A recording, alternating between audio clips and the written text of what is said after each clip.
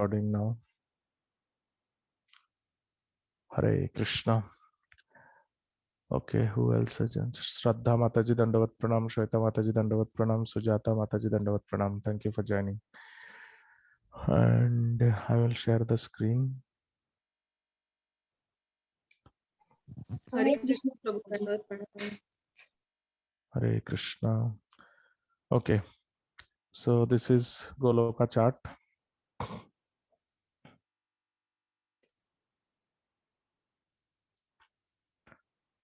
Okay, last week I wanted to share once. I was mentioning that in the center of Goloka, Sri Radha and Krishna are sitting in a royal throne. So this particular shloka from Brahma Samhita is not mentioned in the Goloka chart, so I was unable to find it. But actually, this is the shloka, and yeah, Brahma Samhita 5.26. So in this shloka, Brahmaji is saying here,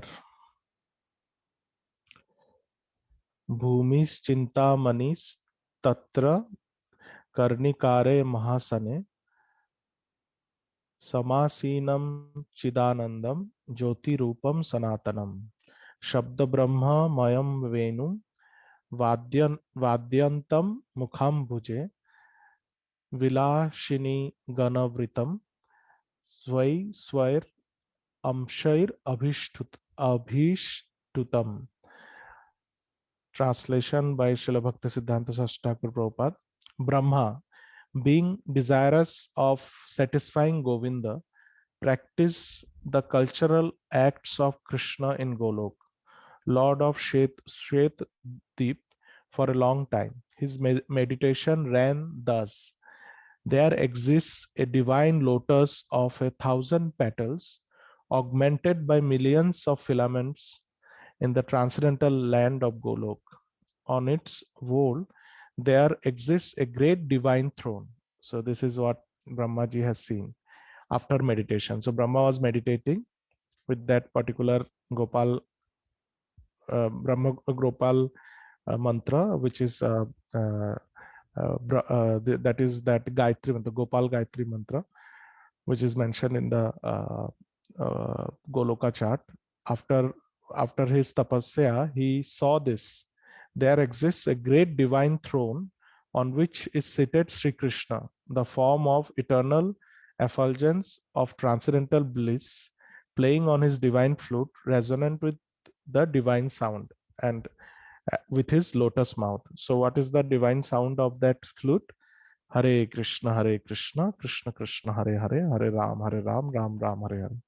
He is worshipped by his amorous milkmaids, which is gopis, with their respective subjective portions and extensions, and also by his external energy, who stays outside, embodying all mundane qualities. So Krishna is there with all his associates, especially Srimati Radharani and all the milkmaids. Milkmaids means the gopis of Vrindavan. So that is the word, and their associates, which are the manjaris, and even the external energy of Krishna is also there. But the external energy of Krishna is outside Golok. She is not inside. That is Mahamaya. Mahamaya is not inside Golok. Inside Golok is Yog Maya. So that is the internal potency. And Mahamaya is also there, but she is outside with all mundane qualities. So this sloka I was not able to show last time. So I thought I will share. So this is Brahmaji's prayer.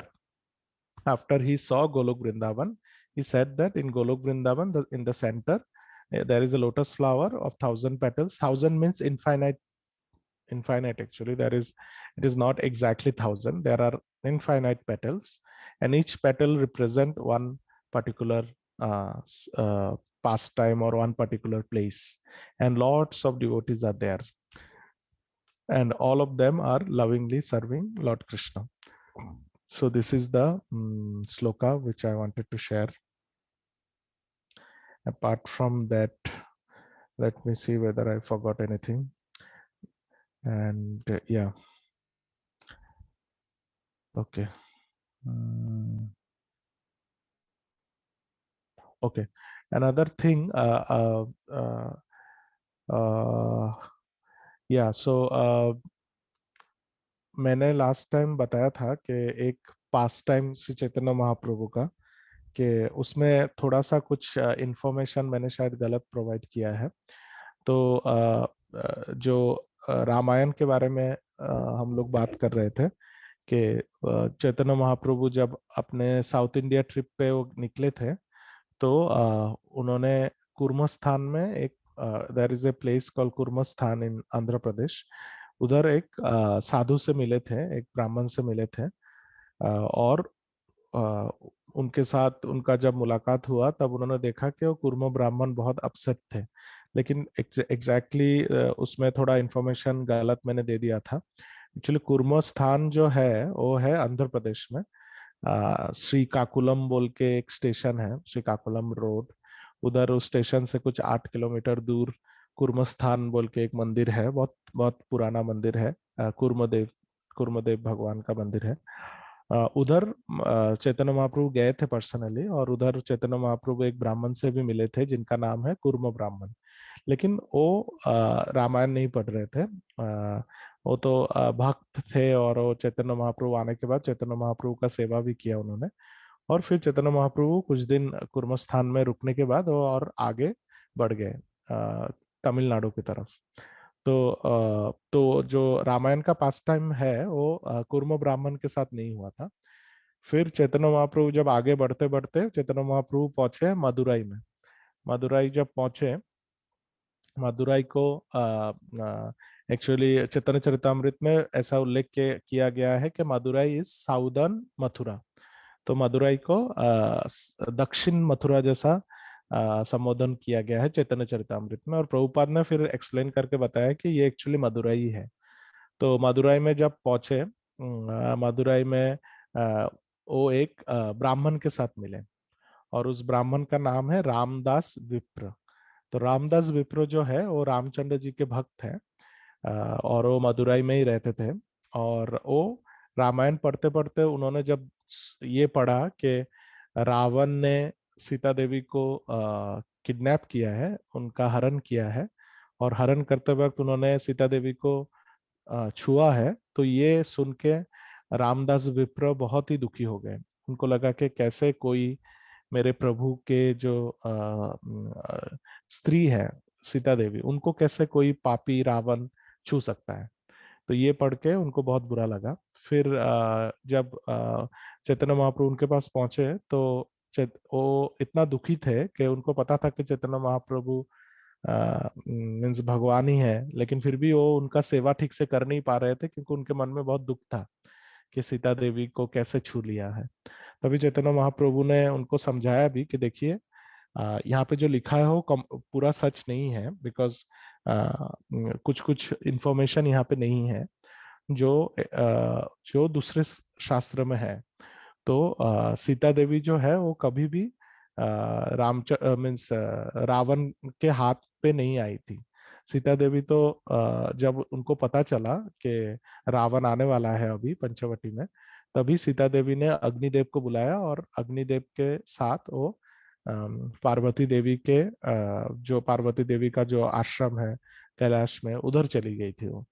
और सीता देवी उनके साथ ही रह रही थी, और उनके बदले में उनका जो रिफ्लेक्शन है, जो माया सीता जिसको बोलते हैं, वो कुटीर में आ गई थी रावण आने के ठीक पहले।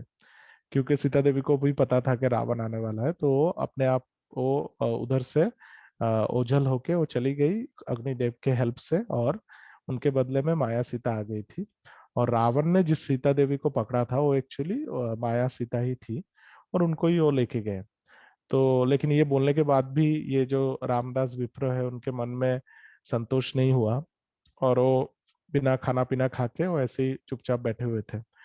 तो चैतन्य महाप्रभु इतने कृपालु थे, चैतन्य महाप्रभु ने उनको समझाया, फिर भी वो समझ नहीं पा रहे थे, तो इसीलिए चैतन्य महाप्रभु और थोड़ा आगे बढ़े, और रामेश्वरम जब पहुंचे तो रामेश्वरम के मंदिर में उनको कुर्म पुराण मिला था। मैंने वराह पुराण बताया, कुर्म पुराण है एक्चुअली। कुर्म पुराण का 2 पार्ट उनको मिला। तो उस पुराण को जब अब उधर के ब्राह्मण, रामेश्वरम के ब्राह्मण पढ़ रहे थे, तभी उसमें ये वाला पर्टिकुलर जो लीला है, इसके ऊपर वर्णन दिया हुआ था कि सीता देवी कभी भी रावण के साथ गई नहीं थी। वो जो गई थी वो माया सीता देवी है। यानी कि उनका रिफ्लेक्शन है वो। तो जब उन्होंने ये श्लोका सुना कूर्म पुराण से, तो चैतन्य महाप्रभु को लगा कि ये वाला जो श्लोका है ये दिखाना चाहिए रामदास विप्र को, तभी उनको संतोष मिलेगा। तो उन्होंने तुरंत कूर्म पुराण का कॉपी बनाया डिवोटिस के थ्रू, और उन्होंने उस कॉपी को लेके फिर से वापस वो मदुरई आए रामेश्वरम से, और रामदास विप्र को उन्होंने दिखाया वो श्लोका। और दिखाने के बाद फिर रामदास विप्र को समझ में आया कि एक्चुअली में सीता देवी को रावण ने नहीं छुआ छुआ था, और जो सीता देवी गई लंका में वो एक्चुअल सीता देवी थी भी नहीं। तो इसीलिए जो रामचंद्र जी जब लंका पहुंचे, तो रावण को वध करने के बाद और लंका पे विजय करने के बाद जब सीता देवी का अग्नि परीक्षा हुआ था, वो एक्चुअली एक एक्सक्यूज था। क्योंकि ओरिजिनल सीता देवी तो पार्वती माता के साथ उनके आश्रम में थी। और जो सीता देवी को रामचंद्र जी ने उद्धार किया अशोक वाटिका से, वो तो रिफ्लेक्शन मीन्स माया सीता देवी थी। तो माया सीता देवी को क्यों रामचंद्र जी अपने साथ लेके जाएंगे? क्योंकि जो भगवान का जो एक्सटर्नल एनर्जी है, बहिरंग शक्ति है, वो कभी भी उनके साथ नहीं रहती, वो हमेशा उनसे दूर रहती है। या भगवान के पीछे की तरफ वो रहती है, ताकि कृष्ण के साथ या रामचंद्र जी के साथ उनका डायरेक्ट इंटरेक्शन नहीं होता। तो ये माया सीता देवी को रामचंद्र जी क्यों लेके जाएंगे अयोध्या? तभी उन्होंने वो ये जो लीला करवाया कि अग्नि परीक्षा होगा। तो जब अग्नि परीक्षा हुआ तो एक्चुअली अग्नि में जब माया सीता देवी प्रवेश किया, तो वो विलीन हो गई अग्नि में। और जो पार्वती देवी के साथ जो एक्चुअल सीता देवी उधर वेट कर रही थी, वो अग्नि से बाहर आई। और इसके वजह से रामचंद्र जी और जो ओरिजिनल सीता देवी है उनका फिर से पुनर्मिलन हुआ, और फिर वो वापस अयोध्या में आए। तो ये पूरा डिटेल कुर्म पुराण में दिया हुआ है। और चैतन्य चरितमृत में भी मध्य लीला 9th चैप्टर 178 वर्स से और उसके आगे इस लीला के बारे में वर्णन दिया है। फिर रामदास विप्र जो है वो चैतन्य महाप्रभु के इस व्यवहार से बहुत ही वो खुश हुए, और उनको समझ में भी आया उन्होंने भी गलती किया, क्योंकि स्वयं भगवान कृष्ण उनके घर पे बैठे थे, लेकिन उन्होंने कुछ उनको कुक करके नहीं खिलाया था, उन्होंने कुछ भी उनको ऑफर नहीं किया था, क्योंकि वो इतना दुखी थे। तो दुख की वजह से वो भगवान का सेवा नहीं कर पाए। फिर उन्होंने बहुत अच्छी तरह से भोग बना के चैतन्य महाप्रभु को ऑफर किया, और फिर चैतन्य महाप्रभु भी उनके घर में प्रसाद पाके बहुत संतुष्ट हुए। तो ये वो पूरा पास टाइम था। तो इसमें जो मैंने जो गलत बात बताया तो वो था कि कुर्मो ब्राह्मण के साथ वो लीला हुआ था, नहीं, कुर्मो ब्राह्मण के साथ तो लीला नहीं हुआ। तो मदुरई में रामदास विप्र के साथ ये पास टाइम हुआ था। और जिस पुराण में इसका विवरण दिया है उस पुराण का नाम है कुर्म पुराण। और या तो ये जो कुर्म स्थान है, ये चैतन्य महाप्रभु खुद उधर गए हैं। और वो बहुत उधर एक बहुत सुंदर कुर्मदेव का स्वयंभू विग्रह है। कभी भी आप लोग जाएंगे तो दर्शन कर सकते हैं, डिवोटी लोग जाते हैं कभी कभी। और ओके, ये हो गया, यही मुझे बताना था लास्ट टाइम से। और इसके बाद एक बार मैं फिर से देख लेता हूँ और कुछ मिस आउट हुआ है क्या। हाँ, ठीक है, इतना ही है। तो फिर हम लोग अभी फिर से गोलोका चार्ट पे वापस आते हैं। ओके, तो अयोध्या हो गया, और हम लोग अभी वैकुंठ लोक में हैं और उसके बारे में पढ़ रहे हैं। तो हम लोगों ने शायद 10th श्लोका तक पढ़ा था।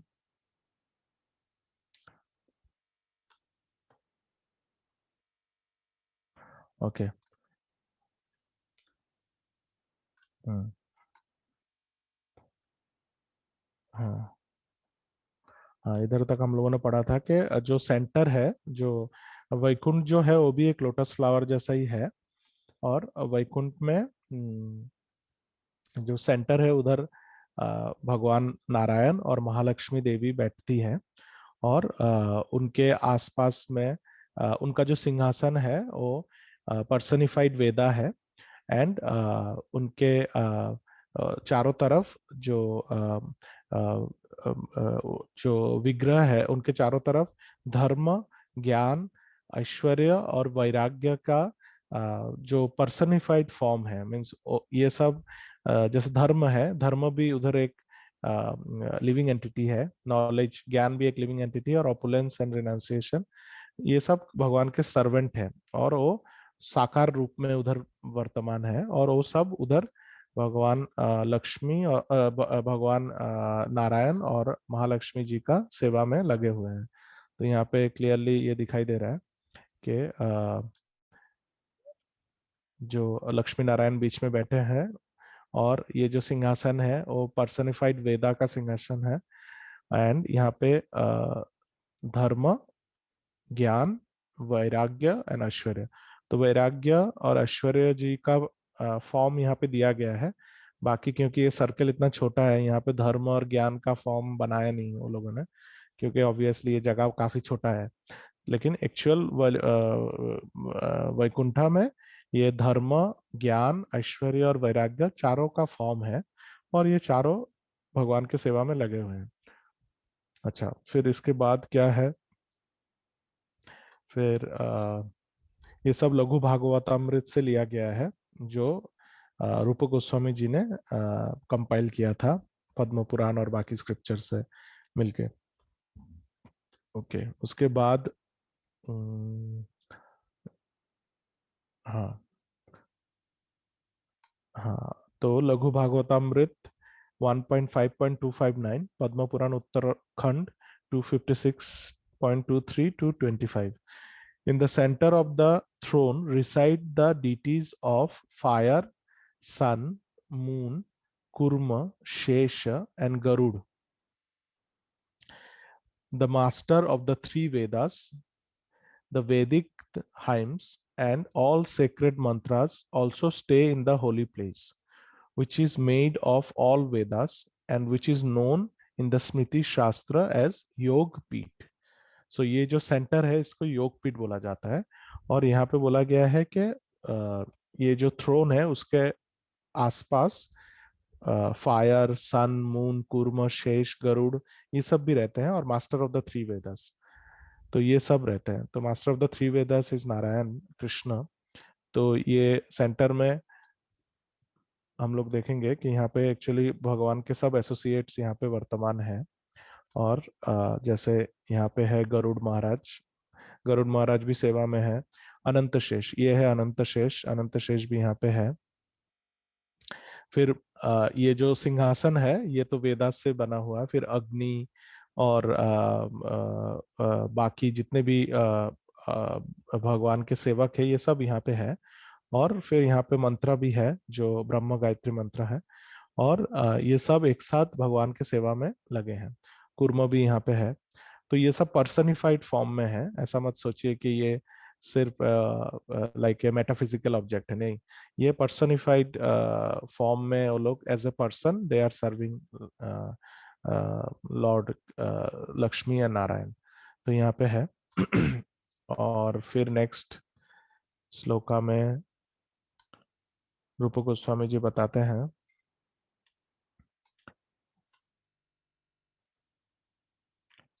ओके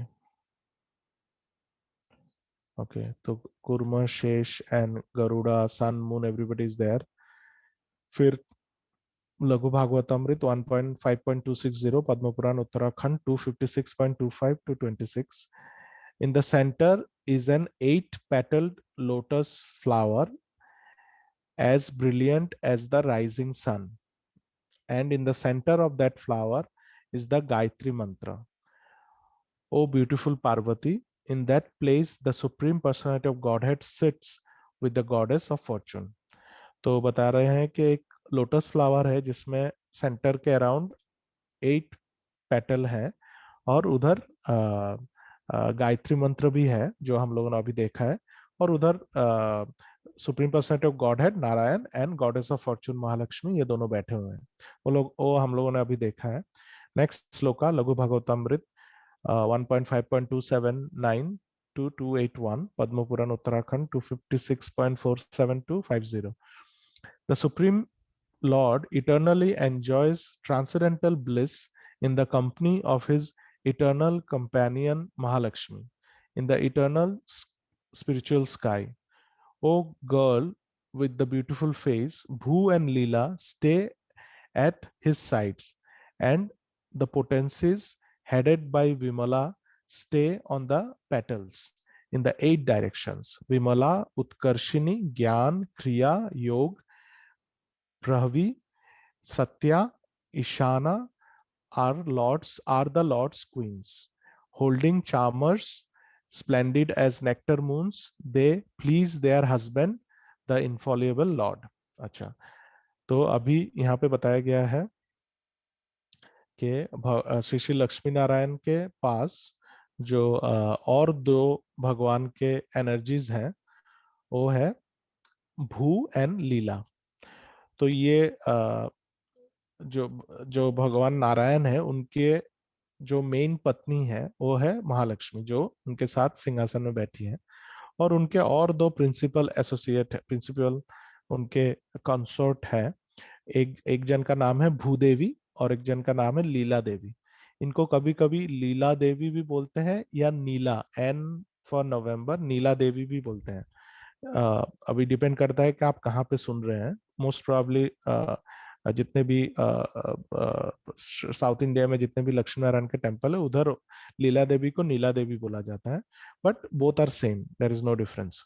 सो कभी भी आप कोई भी लक्ष्मी नारायण के टेम्पल पे जाते हैं, स्पेशली साउथ इंडिया में, तो आप देखेंगे कि नारायण के साथ 3 जन रहते हैं, 3 नारी रहती है। तो एक तो है महालक्ष्मी, जिनको श्रीदेवी भी बोला जाता है, शी इज श्रीदेवी।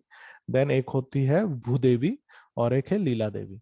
तो ये 3 उनके प्रिंसिपल वाइफ्स हैं, वाइफ्स या सर्वेंट, जो भी आप बोलना चाहते हैं। तो वो है, वो तीनों हमेशा उनके साथ रहते हैं। और ये गायत्री मंत्र है, जो ब्रह्म गायत्री मंत्र, ओम भूर्भुवस्वः तत्सवितुर्वरेण्यं वर्गो देवस्य धीमहि धियो हियो न प्रचोदयात्। तो ये है ब्रह्म गायत्री मंत्र। ये वही मंत्र है जो गोपाल गायत्री मंत्र गोलोक वृंदावन में है, वही वैकुंठ में वो ब्रह्म गायत्री मंत्र बन जाता है। और यहाँ पे बताया गया है कि ये जो सेंटर है, इस सेंटर के अराउंड 8 पेटल्स है, 8 पेटल्स आर देयर। तो यहाँ पे आप देख सकते हैं ये ब्लू कलर का है, same petals, you can see the shape here. So ऐसे 8 पेटल्स है, और इस 8 पेटल में भगवान के और 8 दासी हैं। दासी मीन्स उनकी पत्नी, दासी, जो भी आप बोले। तो और ये 8 कौन कौन है? विमला, उत्कर्षिणी, ज्ञाना, क्रिया, योगा, प्रभि, सत्या, ईशाना। तो ये 8 जन है भगवान के, और 8 भगवान नारायण के और 8 एसोसिएट्स। और ये कौन है? ये एक्चुअली जो अष्टसखी है, वो लोग ही जब वैकुंठ में उनका जो जो एक्सपांशन है, या वैकुंठ में उनका जो प्रकाश है, वो है ये 8 जन। तो जैसे हम लोगों ने अष्टसखी के बारे में पढ़ा है, ललिता, विशाखा, श्री चित्रा, तुंग विद्या, फिर रंगा देवी, सुदेवी, श्री चित्रा एंड इंदुलेखा। तो ये 8 जन जो है, इनका ही एक प्रकाश जो है, इनका जो प्रकाश है, ये 8 भगवान के पत्नियां या दासी, जो भी आप बोलना चाहते हैं। तो ये 8 petals are those 8 principal associates of Lord Lakshmi Narayan. तो ये भी वैकुंठ के चारों तरफ है, सॉरी, वैकुंठ में सेंटर के अराउंड में जो 8 पेटल्स है, यहाँ पे वो लोग सेवा करते हैं। और वो लोग दिन रात भगवान का सेवा में लगे रहते हैं। ऐसा प्रभुपाद ने बताया भी है, मैंने लास्ट टाइम बताया था कि वैकुंठ इज लाइक एकदम नीट एंड क्लीन। उधर एक कण धूल का आपको मिलेगा नहीं, लेकिन फिर भी हमेशा जो भगवान के एसोसिएट्स हैं, स्पेशली द लक्ष्मी जो है, वो लोग हमेशा ऐसे झाड़ू लेके खड़े रहते हैं कि कब झाड़ू मारते रहते हैं, हालांकि उधर कोई धूल है नहीं, कुछ भी कचरा नहीं है, लेकिन फिर भी वो लोग क्लीनिंग कर रहे हैं क्योंकि वो लोग भगवान को प्लीज करना चाहते हैं। तो हमेशा भगवान को प्लीज करने के लिए, सेवा के लिए तत्पर रहते हैं ये जो वैकुंठ के जो भगवान के सेवक है सब लोग। अच्छा, तो यहाँ पे नेक्स्ट श्लोका में अच्छा, यहाँ पे और एक चीज आप देखिए, यहाँ पे जो वैकुंठ जो है, वैकुंठ में जो गोलोक में जैसा था, यहाँ पे थोड़ा सा अलग है। वैकुंठ में ऐसे ये जो सर्कल बनाया हुआ है, ऐसा टोटल 7 सर्कल्स हैं। सो 1 2 3 4 5 6 7। सो ये 7 सर्कल्स है, इसको आवरण बोलते हैं, सप्त आवरण, 7 सर्कल्स है। तो ऐसे 7 सर्कल, ये बाउंड्रीज बोल सकते हैं आप, या एक जैसे भगवान के पास पहुंचना है तो ये 7 बाउंड्रीज को क्रॉस करके आपको उनके पास जाना पड़ेगा। फर्स्ट जो सर्कल है यहाँ पे, तो ये जो भगवान के जो अवतार है ये सब है, इसके बारे में अभी हम लोग चर्चा करेंगे। ऐसा करके टोटल 7 बाउंड्रीज हैं, ठीक है। 7 बाउंड्रीज जो है उसको सप्त आवरण बोलते हैं, ठीक है। कौन से आवरण में कौन रहते हैं इसका डिटेल भी ये सब श्लोकास में दिया हुआ है, तो इसके बारे में अभी हम लोग चर्चा करेंगे। और एक्चुअली ये जो वैकुंठ का जो स्ट्रक्चर है ये कैसा है, अगर आपको प्रैक्टिकली देखना है तो जो हमारे तमिलनाडु में जो श्रीरंगम टेम्पल है उधर हम लोगों को जाना चाहिए, क्योंकि ये जो श्रीरंगम टेम्पल का स्ट्रक्चर है एग्जैक्टली इसी स्ट्रक्चर पे बनाया हुआ है। श्रीरंगम टेम्पल एक्चुअली अभी अभी पूरे दुनिया में सबसे बड़ा एक्टिव टेम्पल है, विष्णु का टेम्पल। लाइक ऐसे सबसे बड़ा टेम्पल जो है वो तो अंकोर वाट है जो कंबोडिया में है, लेकिन वो एक्टिव टेम्पल नहीं है, उधर पूजा अर्चन होता नहीं है। वो एक खंडर जैसा है और एक हिस्टोरिकल प्लेस है। लेकिन पूरे दुनिया में जो सबसे बड़ा एक्टिव टेम्पल है विष्णु का, वो है श्रीरंगम टेम्पल। तो श्रीरंगम टेम्पल का जो स्ट्रक्चर है वो पूरा वैकुंठ के हिसाब से बनाया गया है। उसका जो शेप है, उसका जो बाउंड्री है, ऐसे सेम बाउंड्री बनाया हुआ है। और उस टेम्पल के अंदर भी टोटल 7 ऐसे बाउंड्री वॉल्स है। लाइक आप पहले एंट्रेंस से घुसेंगे, फिर उसके बाद और एक वॉल होगा, उसके बाद घुसेंगे, तो ऐसा ऐसा करके 7 वॉल को क्रॉस करने के बाद ही आपको गर्भ मंदिर का दर्शन मिलेगा। तो exactly not like exactly but अगर आपको समवॉट कुछ आइडिया चाहिए कि वैकुंठ कैसा है, तो श्रीरंगम मंदिर का दर्शन करना चाहिए, क्योंकि उधर पे भी भगवान को ऐसे ही सजाया गया है, या ऐसे ही उनका इंस्टॉलेशन किया गया है कि जैसे वैकुंठ में जाते वक्त आपको क्या करना पड़ेगा, सेम हिसाब से ही आपको यहाँ पे जाना पड़ेगा। तो श्रीरंगम टेम्पल में भी एक्चुअली ऐसे 7 लेयर्स ऑफ एंट्रेंस है, एक ही बार में आप भगवान के पास नहीं जा सकते, क्योंकि वो राजा है, नारायण एक राजा है, तो उनके पास डायरेक्ट आप पहुंच नहीं सकते। On the other hand Gokul में लेकिन ऐसा कुछ नहीं है। हालांकि गोकुल में अलग अलग पास टाइम का प्लेसेस है, गोलोक में अलग अलग पास टाइम का प्लेसेस है, लेकिन हर जगह पे कृष्ण विद्यमान है, ठीक है। हर जगह पे कृष्ण है और कृष्ण के साथ इटर्नल पास टाइम चल रहा है, ठीक है। और यहाँ पे कुछ ऐसा कोई सेग्रीगेशन नहीं है कि यहाँ से यहाँ आप जा नहीं सकते, you can go anywhere by Krishna's causeless mercy, जहां पे भी आपको जाने का इच्छा है। बट वैकुंठ में बहुत फॉर्मेलिटी है, वैकुंठ इज वेरी फॉर्मल उधर, क्योंकि वो नारायण राजा है, उनको अचानक से आप ऐसे ही जा नहीं पाएंगे उनके पास। तो 7 बाउंड्री को, ये जो 7 आवरण है उसको क्रॉस करने के बाद ही आप नारायण के पास जा सकते हैं। तो अच्छा, तो फिर अभी नेक्स्ट श्लोका, तो भगवान के जो अष्ट पत्नियां हैं उनके बारे में भी हम लोगों ने पढ़ लिया है। और ये विमला देवी के बारे में एक्चुअली अभी जो लास्ट टाइम हम लोग जब गोलोका चार्ट पढ़े थे तभी विमला देवी के बारे में हम लोगों ने पढ़ा था, लेकिन बिकॉज हम लोग तभी वैकुंठ तक पहुंचे नहीं थे, इसीलिए I did not talk about it. But now you can see that यहाँ पे विमला देवी के बारे में, वन सेकेंड, यहाँ पे दिया गया है विमला देवी के बारे में। ये है गोलोक के वर्णन में, यहाँ पे विमला देवी के बारे में बोला गया, या ये वाला जो ब्रह्म संहिता का श्लोक है 5.5, यहाँ पे लिखा है, देखिए clearly. There are 10 protectors dikpals of the 10 direction in the form of mantra, the associates of the hues of blue yellow red and white, and extraordinary potencies bearing the name Bimala etc. shine on all sides. तो ये बिमला देवी है नारायण जी की सेविका या उनकी पत्नी। तो ये बिमला देवी के बारे में यहाँ पे भी लिखा है। तो Vimala Devi is one of the consorts of Lord Narayan, जिसके बारे में अभी हम लोगों ने यहाँ पे पढ़ा। और उनके भी ऐसे ही 8 कॉन्सर्ट्स हैं, प्रिंसिपल कॉन्सर्ट्स। तो ये हो गया है। फिर नेक्स्ट अभी फर्स्ट आवरण के बारे में हम लोग पढ़ेंगे। तो या हाँ, तो ये जो भगवान के 8 पत्नियां हैं उनके बारे में दिया गया है। नेक्स्ट श्लोका 14, लघु Bhagavatamrita 1.5.283, Padma Purana Uttarakhand 256.53 to 54। Surrounded by the devotees headed by Ananta Shesh, Garuda, and the king's Garuda, the king of birds, General Vishwakshena, and other eternally liberated associates, and accompanied by goddess Rama, the supreme person enjoys with great opulence. Okay, next sloka also, Laghu Bhagavatamrit 1.5.288 to 289, summarized from Padma Puran. The first circle, Avaran, surrounding the Supreme Lord consists of the Chaturvyuha. Expansions headed by Lord Vasudev, accompanied by Goddess Lakshmi, and other associate in 8 directions, beginning with the east. In the direction beginning with the southeast, the palaces of Lakshmi, Saraswati, Rati, Kanti respectively are situated. तो यहाँ पे वो आवरण के बारे में बताया गया है कि फर्स्ट लेयर जो है वैकुंठ का, जो फर्स्ट लेयर है उसमें कौन कौन है। पहले तो बताया गया है कि गरुड़ महाराज है, और अनंत शेष है, जनरल विश्वक्सेना जो है वो भी है, और ऑल अदर, और रमा देवी है, और सुप्रीम पर्सनैलिटी ऑफ गॉडेड खुद उधर है। तो ये अभी हम लोग यहाँ पे गोलोका चार्ट में भी इसको देख लेंगे। ओके, तो जैसे गोलोक वृंदावन में भी पहले कृष्ण आते हैं, कृष्ण के बाद बलराम, और बलराम से चतुर्व्यूह का सृष्टि होता है जो गोलोक वृंदावन में एक्चुअली बॉर्डर में है।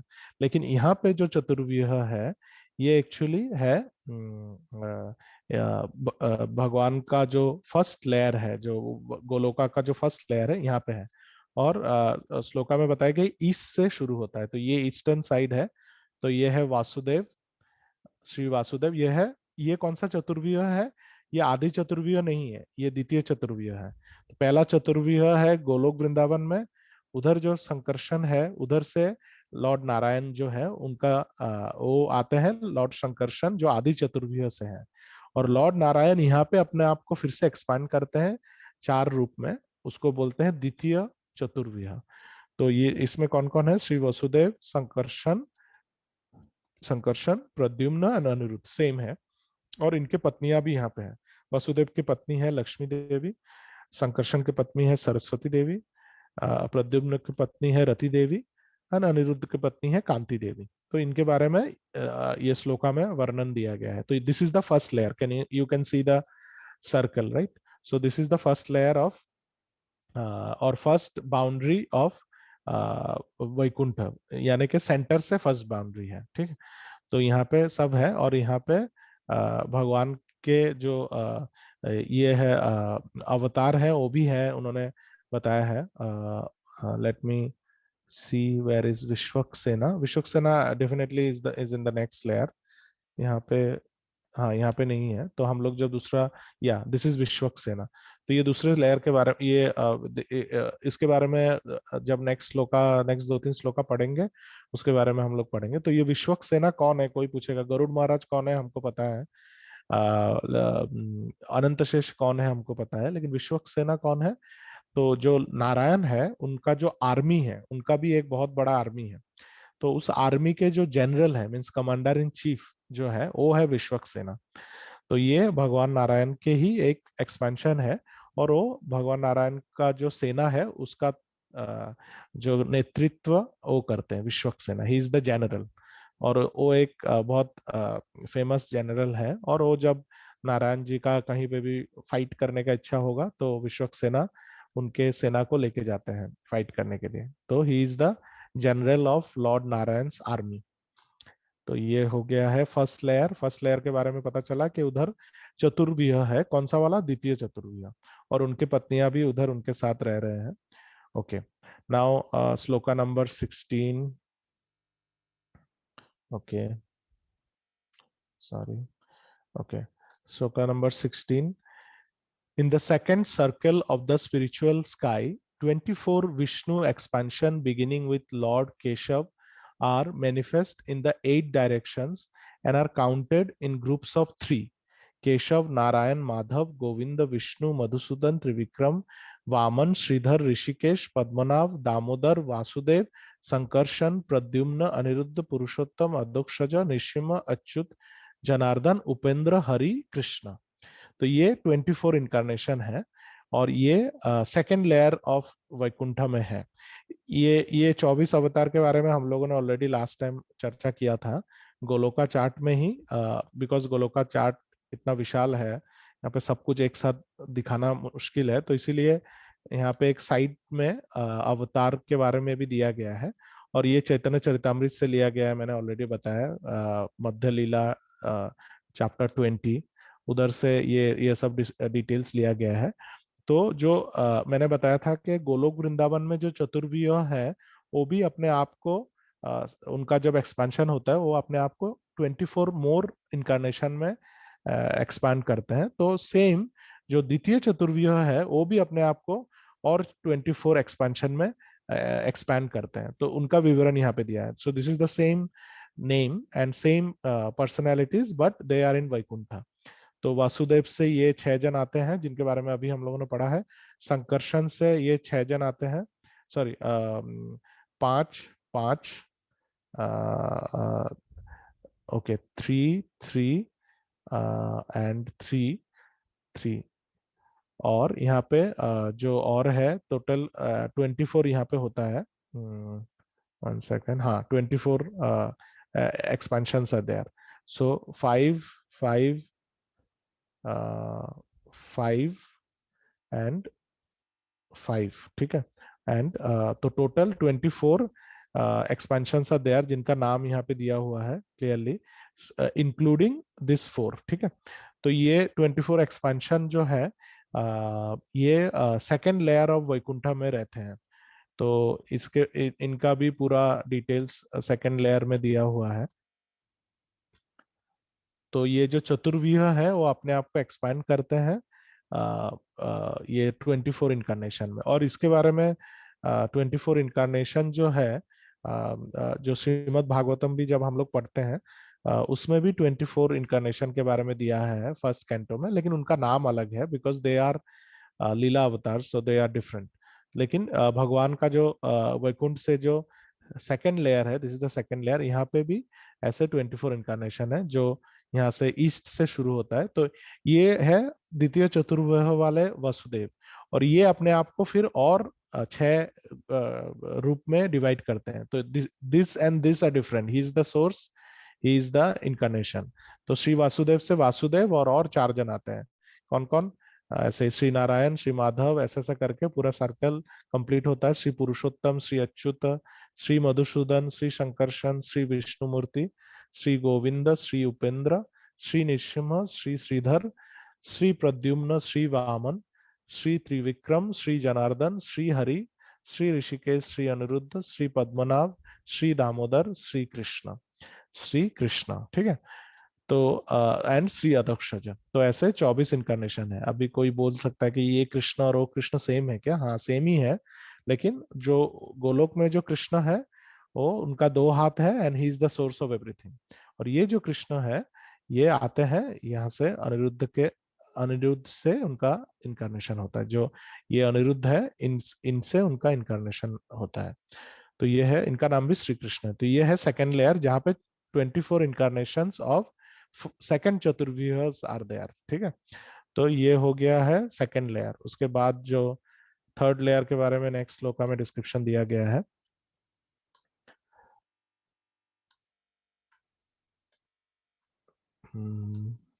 ओके ओके, तो 17 श्लोका में दिया गया है Okay, in the third circle of the spiritual sky, 10 incarnation of the Lord, beginning with Matsya and Kurma, are manifest in 10 directions. Okay, and 18th shloka में दिया गया है, वो भी लघु लघु भागवतामृत से है. In the fourth circle of the spiritual sky, Satya, Achyuta, Ananta, Durga, Vishvaksena, Gajanan, Ganesh, Shankhanidhi, Padmanidhi are manifest in 8 directions. Okay, तो now third and fourth circle हम लोग देख लेते हैं. उसमें भी भगवान की इनकारनेशन है. अभी ये थोड़ा थर्ड एंड फोर्थ सर्कल थोड़ा इंपॉर्टेंट है because it is related to us also. क्योंकि जब भी हम लोग भगवान विष्णु के अवतार के बारे में बोलते हैं, हमेशा हम लोग क्या बोलते हैं? दशावतार, दशावतार, दशावतार स्तोत्र. तो ये दशावतार इतना इंपॉर्टेंट क्यों है? क्योंकि ये लोग थर्ड सर्कल में विद्यमान है. They are the principal incarnation of Lord Vishnu. तो ये देखिए, ये है third circle. This is the first circle. This is 24 incarnation. और इसके बाद जो थर्ड सर्कल है, इसमें भगवान के दशावतार है. कौन कौन है? कृष्ण, बुद्ध. अच्छा, हम लोग एक्चुअली ईस्ट से गिनेंगे तो ज्यादा अच्छा है. तो पहले है मत्स्य अवतार. सबसे पहले मत्स्य अवतार आते हैं. फिर कूर्मा अवतार. कूर्मा अवतार you can C, or rather shall I increase the font little bit? Yeah, so first is Matsya avatar, Kurma avatar, ठीक है, वराह अवतार, निशिम्हा अवतार, वामन अवतार, परशुराम, राम, कृष्ण, बुद्ध एंड कल्कि अवतार. जो जो मटेरियल वर्ल्ड में जो भगवान का 10 अवतार आते हैं अलग अलग युग में, वही अवतार जो है वो यहाँ पे फोर्थ सर्कल में, थर्ड सर्कल में, जो तृतीय आवरण है उधर वो लोग रहते हैं. और इसीलिए ये दशावतार का ही पूजा होता है. और क्यों भगवान का दशावतार ही क्यों आता है? यही है क्योंकि वैकुंठ में भी भगवान का दशावतार ही है. और ये प्रिंसिपल अवतार है भगवान के. और ये लोग ही लीला करने के लिए ये आते रहते हैं अलग अलग युगों में. इसलिए उनका इम्पोर्टेंस ज्यादा है. और एक चीज मैं बताना भूल गया कि ये जो चतुष अवतार है ना, इनके हाथों में, सबके हाथों में 4 चीजें हैं. गदा, पद्म, शंख और चक्र. लेकिन इसका जो पोजीशन है अलग अलग आइटम्स का, सबका अलग अलग है. जैसे यहाँ पे देखिए कि गदा जो है, मीन्स वो लोगों ने अलग अलग ये करने की कोशिश किया है अलग अलग इसमें. तो जैसे यहाँ पे जो गदा है, इनके राइट साइड में एक हैंड में गदा है, यहाँ पे लेफ्ट साइड में है. और फिर तो सबका जो चारों का, मीन्स चारों का जो पोजिशनिंग है अलग अलग है. ठीक है, यहाँ पे किसी का यहाँ पे है गदा, तो किसी का यहाँ पे है. फिर किसी का ऊपर लेफ्ट हैंड साइड में है. फिर कहीं पे पद्म ऊपर है, कहीं पे पद्म नीचे है. जैसे यहाँ पे गदा फिर नीचे आ गया. तो ऐसे ऐसे करके 24 अवतार का जो 4 जो आइटम्स है उसका पोजीशनिंग अलग अलग है सबका. तो तो अभी दिखने में तो सब लोग एक जैसे हैं, लेकिन इनका डिफ्रेंसिएशन क्या है? इनका जो अस्त्र है और उनका जो गदा और पद्म शंख चक्र जो है, उनका पोजीशन सबका अलग अलग होता है. मधुसूदन के हाथ में जो है वो संकर्षण के हाथ में अलग होगा. फिर विष्णु मूर्ति के हाथ में अलग होगा, गोविंद के हाथ में अलग होगा.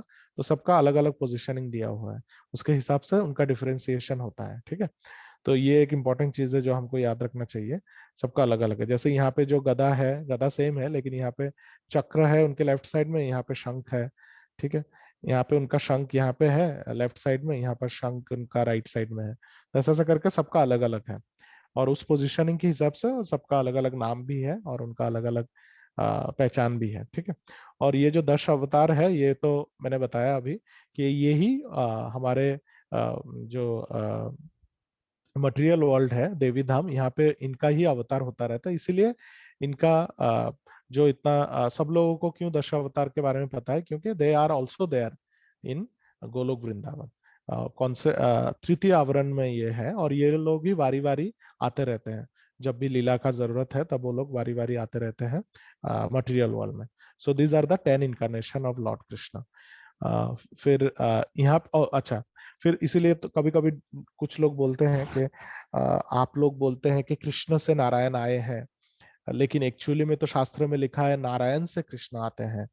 तो आप लोग क्यों ऐसा बताते हैं? ऐसा कुछ कुछ लोगों का क्वेश्चन होता है।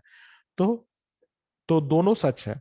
एक्चुअली नारायण से ही, यहाँ पे देखिए, नारायण से ही फर्स्ट चतुर्विह आया है, और नारायण से ही फिर कृष्ण आते हैं, राइट? तो ये जो कृष्ण है, एक्चुअली जो हर युग में जो कृष्ण आते हैं वो एक्चुअली ये वाले कृष्ण है जो नारायण से ही आए हैं, ठीक है?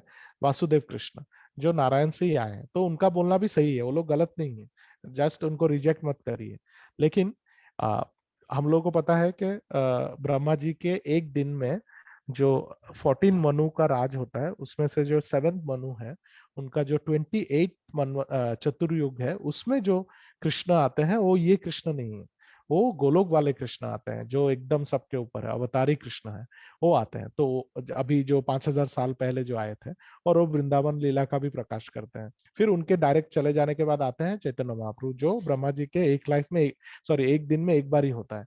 तो अ, इस चतुर्युग को छोड़ के जो 1000 चतुर्युग ब्रह्मा जी के एक दिन में आता है, उसमें जो कृष्ण आते हैं वो नारायण से ही आते हैं।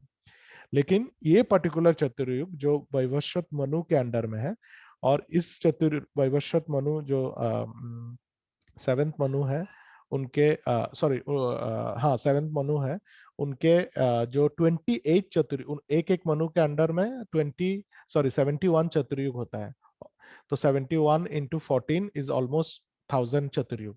तो 1000 चतुर्युग में जो वैवस्वत मनु है, उनका जो 28 चतुर्युग है, उसमें जो द्वापर युग है, उसमें पुरुषोत्तम भगवान कृष्ण आते हैं, जो गोलोक गोलोक के कृष्ण है। और बाकी चतुर्युग में जितने भी चतुर्युग है, जितने भी मनु है, उनके जितने भी चतुर्युग है, उसमें जो कृष्ण आते हैं वो यहाँ से आते हैं, वो नारायण के ही अवतार हैं। तो दोनों सच है। तो उस हिसाब से हमको समझना चाहिए, और हम लोग एक्सप्लेन भी कर सकते हैं कि एक्चुअली गोलोकाचार्ट से हम लोग एक्सप्लेन कर सकते हैं कि बाकी चतुर्युग में जो कृष्ण आते हैं वो नारायण के ही इनकारनेशन है, जो यहाँ पे है तृतीय आवरण में। लेकिन जो गोलोक से कृष्ण आते हैं वो ब्रह्मा जी के एक दिन में एक बार ही आते हैं। वो है वैवस्वत मनु जो है, जो अभी करंट मनु है, उनके 28 चतुर्युग में जो द्वापर युग आता है, उसमें ही वो आते हैं गोलोक वाले कृष्ण। तो ये है। अच्छा, जो चतुर्थ आवरण है, उसमें कौन कौन है? उसमें उसमें उसमें भी भगवान के एसोसिएट्स हैं। कौन कौन है? सत्य, ये चतुर्थ आवरण है। Satya, Achyuta, Ananta, Durga. Now see, Durga is also there. तो अभी कोई बोलेगा क्या, अरे दुर्गा दुर्गा देवी तो वैकुंठ में है। हाँ, दुर्गा देवी है, बट ये जो दुर्गा देवी है वो कृष्ण का एक्सटर्नल पोटेंसी नहीं है। ये दुर्गा देवी कृष्ण के एसोसिएट है, उनका इनकारनेशन है वो। एक है शक्ति और एक है विष्णु तत्व। तो ये उनका विष्णु तत्व है, ये दुर्गा देवी है, वो अलग दुर्गा देवी है। They are not same. Vishvaksena, जैसे हम लोगों ने ऑलरेडी चर्चा किया है, भगवान के जनरल है, भगवान के आर्मी के जनरल है। और फिर कौन है? और एक बहुत, जो लोग बॉम्बे से उनको पता होगा, गणपति, गणेश। गणेश है, और शंकर निधि है, और पद्म निधि है। ये शंकर निधि, और फिर उसके बाद पद्म निधि है। ठीक है। So these are the 8 protectors of Vaikuntha. ये लोग को आप दिक्पाल भी बोल सकते हैं, क्योंकि दे आर द प्रोटेक्टर्स। अच्छा, तो अभी क्वेश्चन है कि अरे गणपति जी तो वैकुंठ में है, तो दैट मीन्स वो भी, उनका भी पूजा करना जरूरी है। बोले कि हाँ, ये गणपति और वो गणपति में डिफरेंस है। क्या डिफरेंस है? ये भगवान के नित्य पार्षद हैं ये, और ये भगवान का इनकारनेशन भी है, ये कोई ऑर्डिनरी जीव नहीं है। ठीक है। तो ये वैकुंठ को प्रोटेक्ट करने के लिए भगवान के 8 फॉर्म्स हैं, जिनका अलग अलग नाम है, और ये लोग इधर वर्तमान है, और उनका ओरिजिनल फॉर्म यही है जो ये फॉर्म है। लेकिन जब भगवान ये मटेरियल वर्ल्ड को क्रिएट करते हैं, मटेरियल वर्ल्ड को क्यों क्रिएट किया जाता है? कुछ जो 10% जो जीव हैं, जो लोग अपने आप को ज्यादा चालाक समझते हैं हमारे तरह, उनको भगवान के साथ नहीं रहना है, उनको अपना एंजॉयमेंट खुद करना है, तो उनके लिए भगवान कृपा करके ये भौतिक जगत का सृष्टि करते हैं, जो एक सामयिक समय के लिए होता है, बहुत ही कम समय के लिए सृष्टि होता है। ठीक है। तो ये जो जगत का जब सृष्टि करते हैं भगवान, तो वो भी उसका देखभाल करने के लिए भी भगवान कुछ लोगों को अपॉइंट करते हैं, जीवों को अपॉइंट करते हैं कि इस जगत का देखभाल, जैसे वैकुंठ का देखभाल करने के लिए उन्होंने 8 दिक्पाल का सृष्टि किया था, ऐसे ही भौतिक जगत को भी ठीक से परिचालन करने के लिए वो देवताओं का सृष्टि करते हैं। तो अभी भगवान वैकुंठ में ऑलरेडी उन्होंने अपना दिक्पाल है उनका। तो जब वो ये जो टेम्पररी भौतिक जगत, इसमें भी जब वो क्रिएट करते हैं भगवान इसको, तभी इसका देखभाल करने के लिए भी वो अपने पुराने एसोसिएट के नाम से ही जीवों को सेवा देते हैं। तो जो गणपति ऊपर रहते हैं उनका उनके जैसा एक पोजीशन वो यहाँ पे क्रिएट करते हैं। पोजीशन उनको नहीं लाते हैं, वो ऊपर ही रहते हैं। गणपति जो ऊपर है वो ऊपर ही रहते हैं वैकुंठ में, लेकिन उनके जैसा एक पोजीशन यहाँ पे क्रिएट होता है जिसमें जीवों को रखा जाता है। तो जो भी पायस एक्टिविटी किया है उनको गणेश के पोजीशन में, कार्तिक के पोजीशन में, ब्रह्मा के पोजीशन में, अलग अलग पोजीशन में अपॉइंट किया जाता है। और उनका जो फॉर्म होता है वो भी दिखने में almost similar to the actual form of Bhagwan associate, Krishna's associate, who are they like Ganesh. तो ये जो गणेश है ये वैकुंठ को प्रोटेक्ट करते हैं। तो ऐसे ही विघ्न से बचाने के लिए भगवान यहाँ पे भी एक गणेश जी का पोजीशन क्रिएट करते हैं, जहाँ जहाँ पे खुद गणेश जी नहीं आते जो वैकुंठ में, लेकिन एक जीव को प्रमोट किया जाता है गणेश जी के पोजीशन पे, और वो दिखने में एक्चुअली वो वैकुंठ के गणेश जी जैसे ही होते हैं। तो ऐसा कोई बोलेगा कि अरे ये जो गणपति का पूजा हम लोग करते हैं यहाँ पे वो तो वैकुंठ में ही है। नहीं, वैकुंठ में ओरिजिनल गणेश बैठे हैं जो कृष्ण, जो भगवान नारायण के एसोसिएट भी है और उनके इनकारनेशन भी है। और उनका ही रूप को ध्यान में रख के भगवान जो गर्भोदक्ष विष्णु है वो यहाँ पे एक गणेश का पोजीशन क्रिएट करते हैं और उनका शरीर क्रिएट करते हैं जिसमें अलग अलग जीवों को लाया जाता है। तो ये डिफरेंस है। तो कृष्ण जैसा हम लोग बोलते हैं कि हम लोग दिखने में कृष्ण जैसा है, कृष्ण हमारे तरह दिखने में नहीं है। तो यहाँ के जो जो स्वर्गलोक के जो गणेश है जो और वैकुंठ के जो गणेश है, तो वैकुंठ के गणेश हमारे गणेश जैसे दिखने में नहीं है, उल्टा हमारे जो यहाँ पे स्वर्गलोक में गणेश है वो दिखने में वैकुंठ के गणेश जैसे हैं।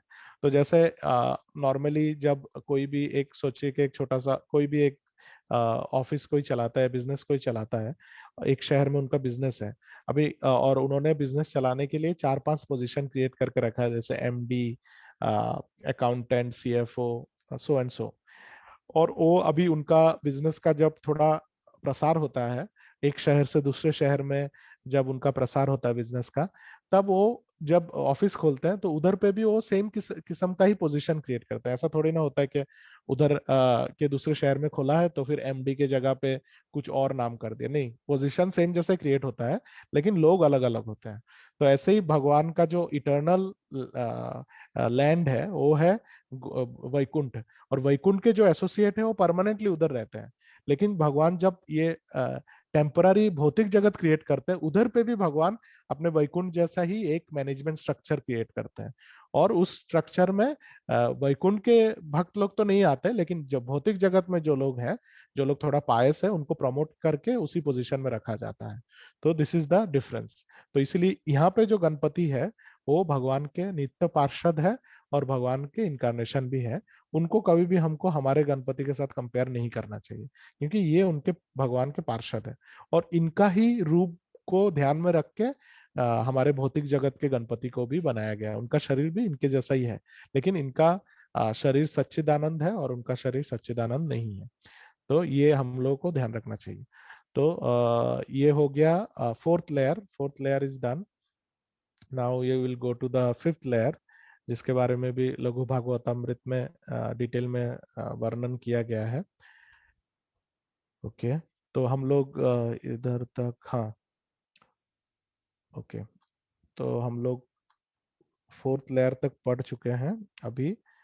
फोर्थ लेयर हो गया।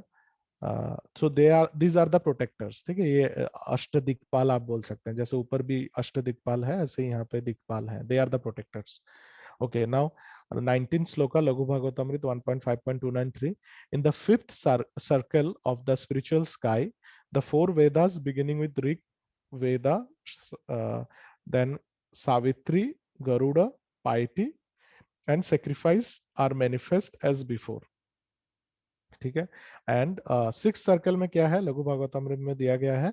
इन the six circle of the spiritual sky, the Lord's conch, disc, club, lotus, sword, saranga bow, and mace are manifest. In the seventh circle, the spiritual sky, demigods headed by Indra are manifest. Okay, and in the in the spiritual worlds, the sadhyas, maruts, vishwadevas are all eternal.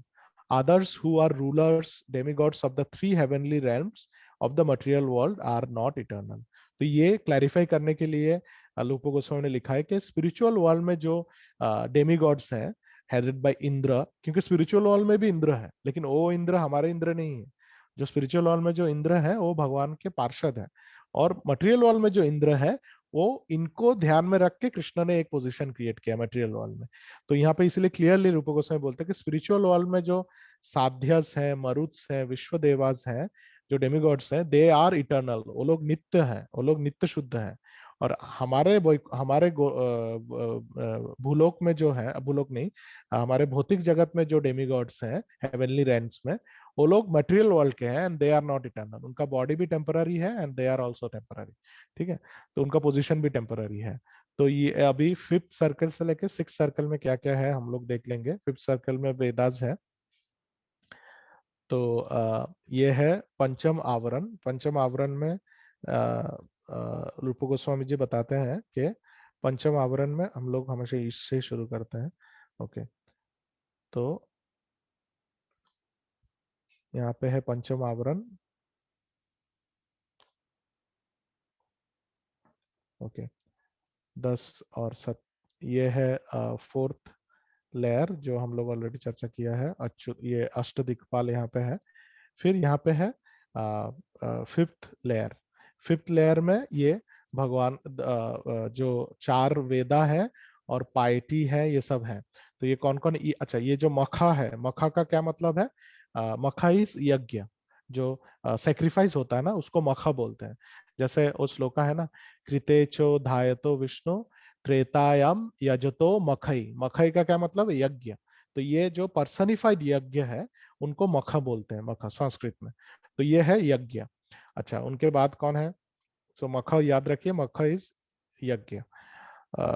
तो ये ऋग्वेद है, जो already बताया गया है कि चार वेदास यहाँ पे है। ऋग्वेद, फिर गायत्री है, यजुर्वेद है, फिर है Garuda, Garuda is also there, फिर शामवेद है, शामवेद के बाद है धर्म, पाइटी, फिर उसके बाद है अथर्ववेद। ठीक है, तो ये 8 जन जो है ये यहाँ पे है। ये सब फिफ्थ लेयर में रहते हैं। ठीक, they are also eternal associates of Lord Narayan. ये लोग फिफ्थ लेयर में रहते हैं। इनका भी फॉर्म दिखने में नारायण जैसा ही है। तो यहाँ पे जितने भी फॉर्म्स है 400 हैं, और वो दिखने में नारायण नारायण जैसे ही हैं। तो एक जैसे 5 टाइप का मुक्ति के बारे में हम लोग पढ़ते हैं, तो उसमें से सायुज्य मुक्ति के बारे में हम लोग ज्यादा ध्यान नहीं देते, लेकिन उसमें एक टाइप का मुक्ति होता है जिसको बोलते हैं सारूप्य या स्वरूप मुक्ति जिसको बोलते हैं।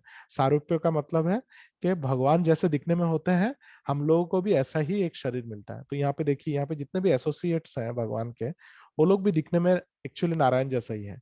लेकिन नारायण और उनमें एक डिफरेंस है। क्या डिफरेंस है?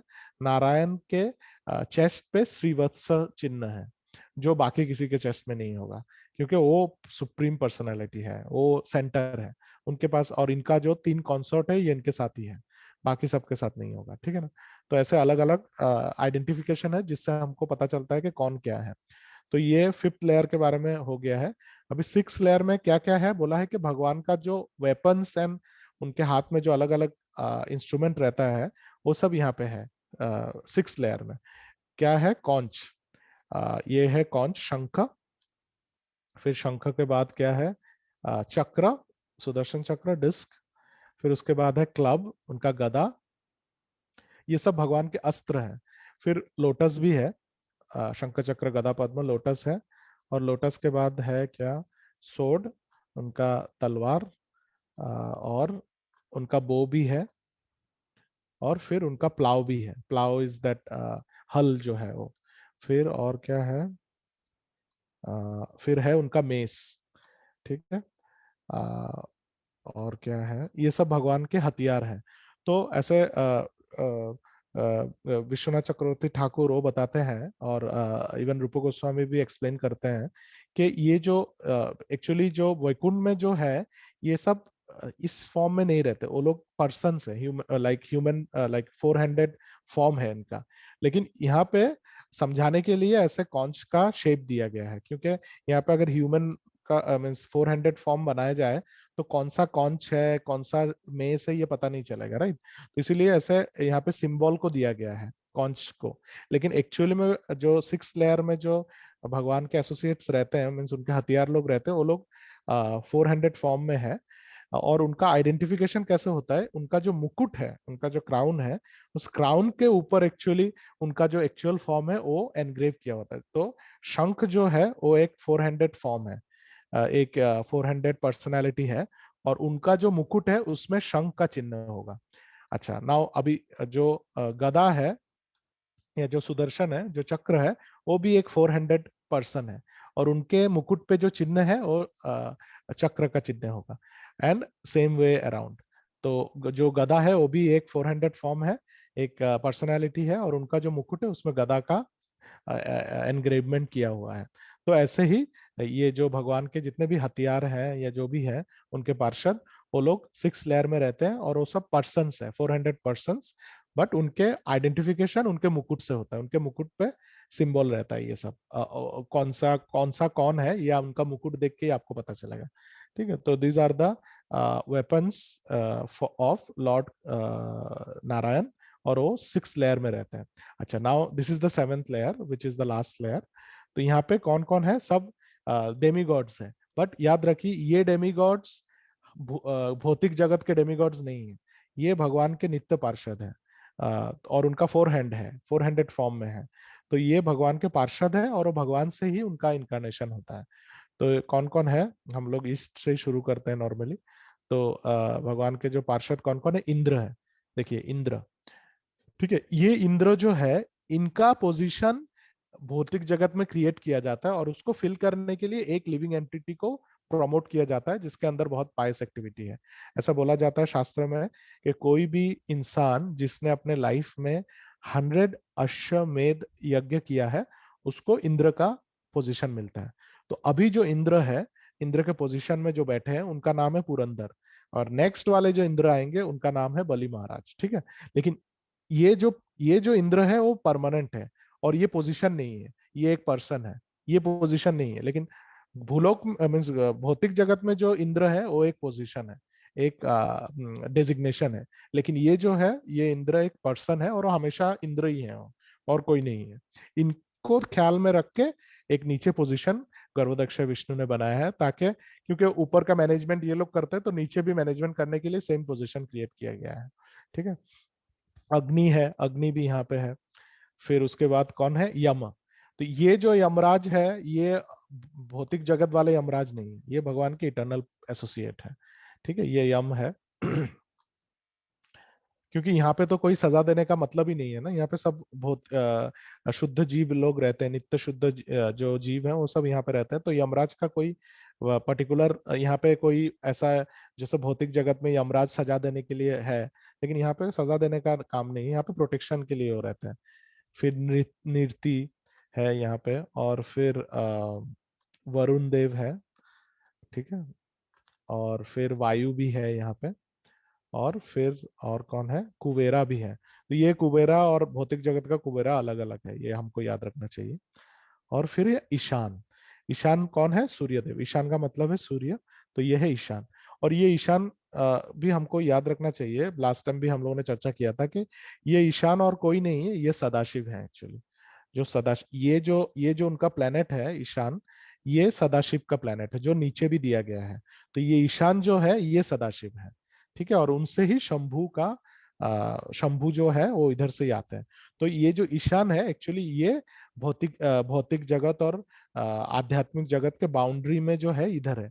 तो भौतिक जगत का जो क्रिएशन होता है यहाँ पे होता है, लेकिन हमारे समझने के आसानी के लिए इस गोलोका चार्ट में भौतिक जगत को नीचे दिखाया गया है, to for our understanding.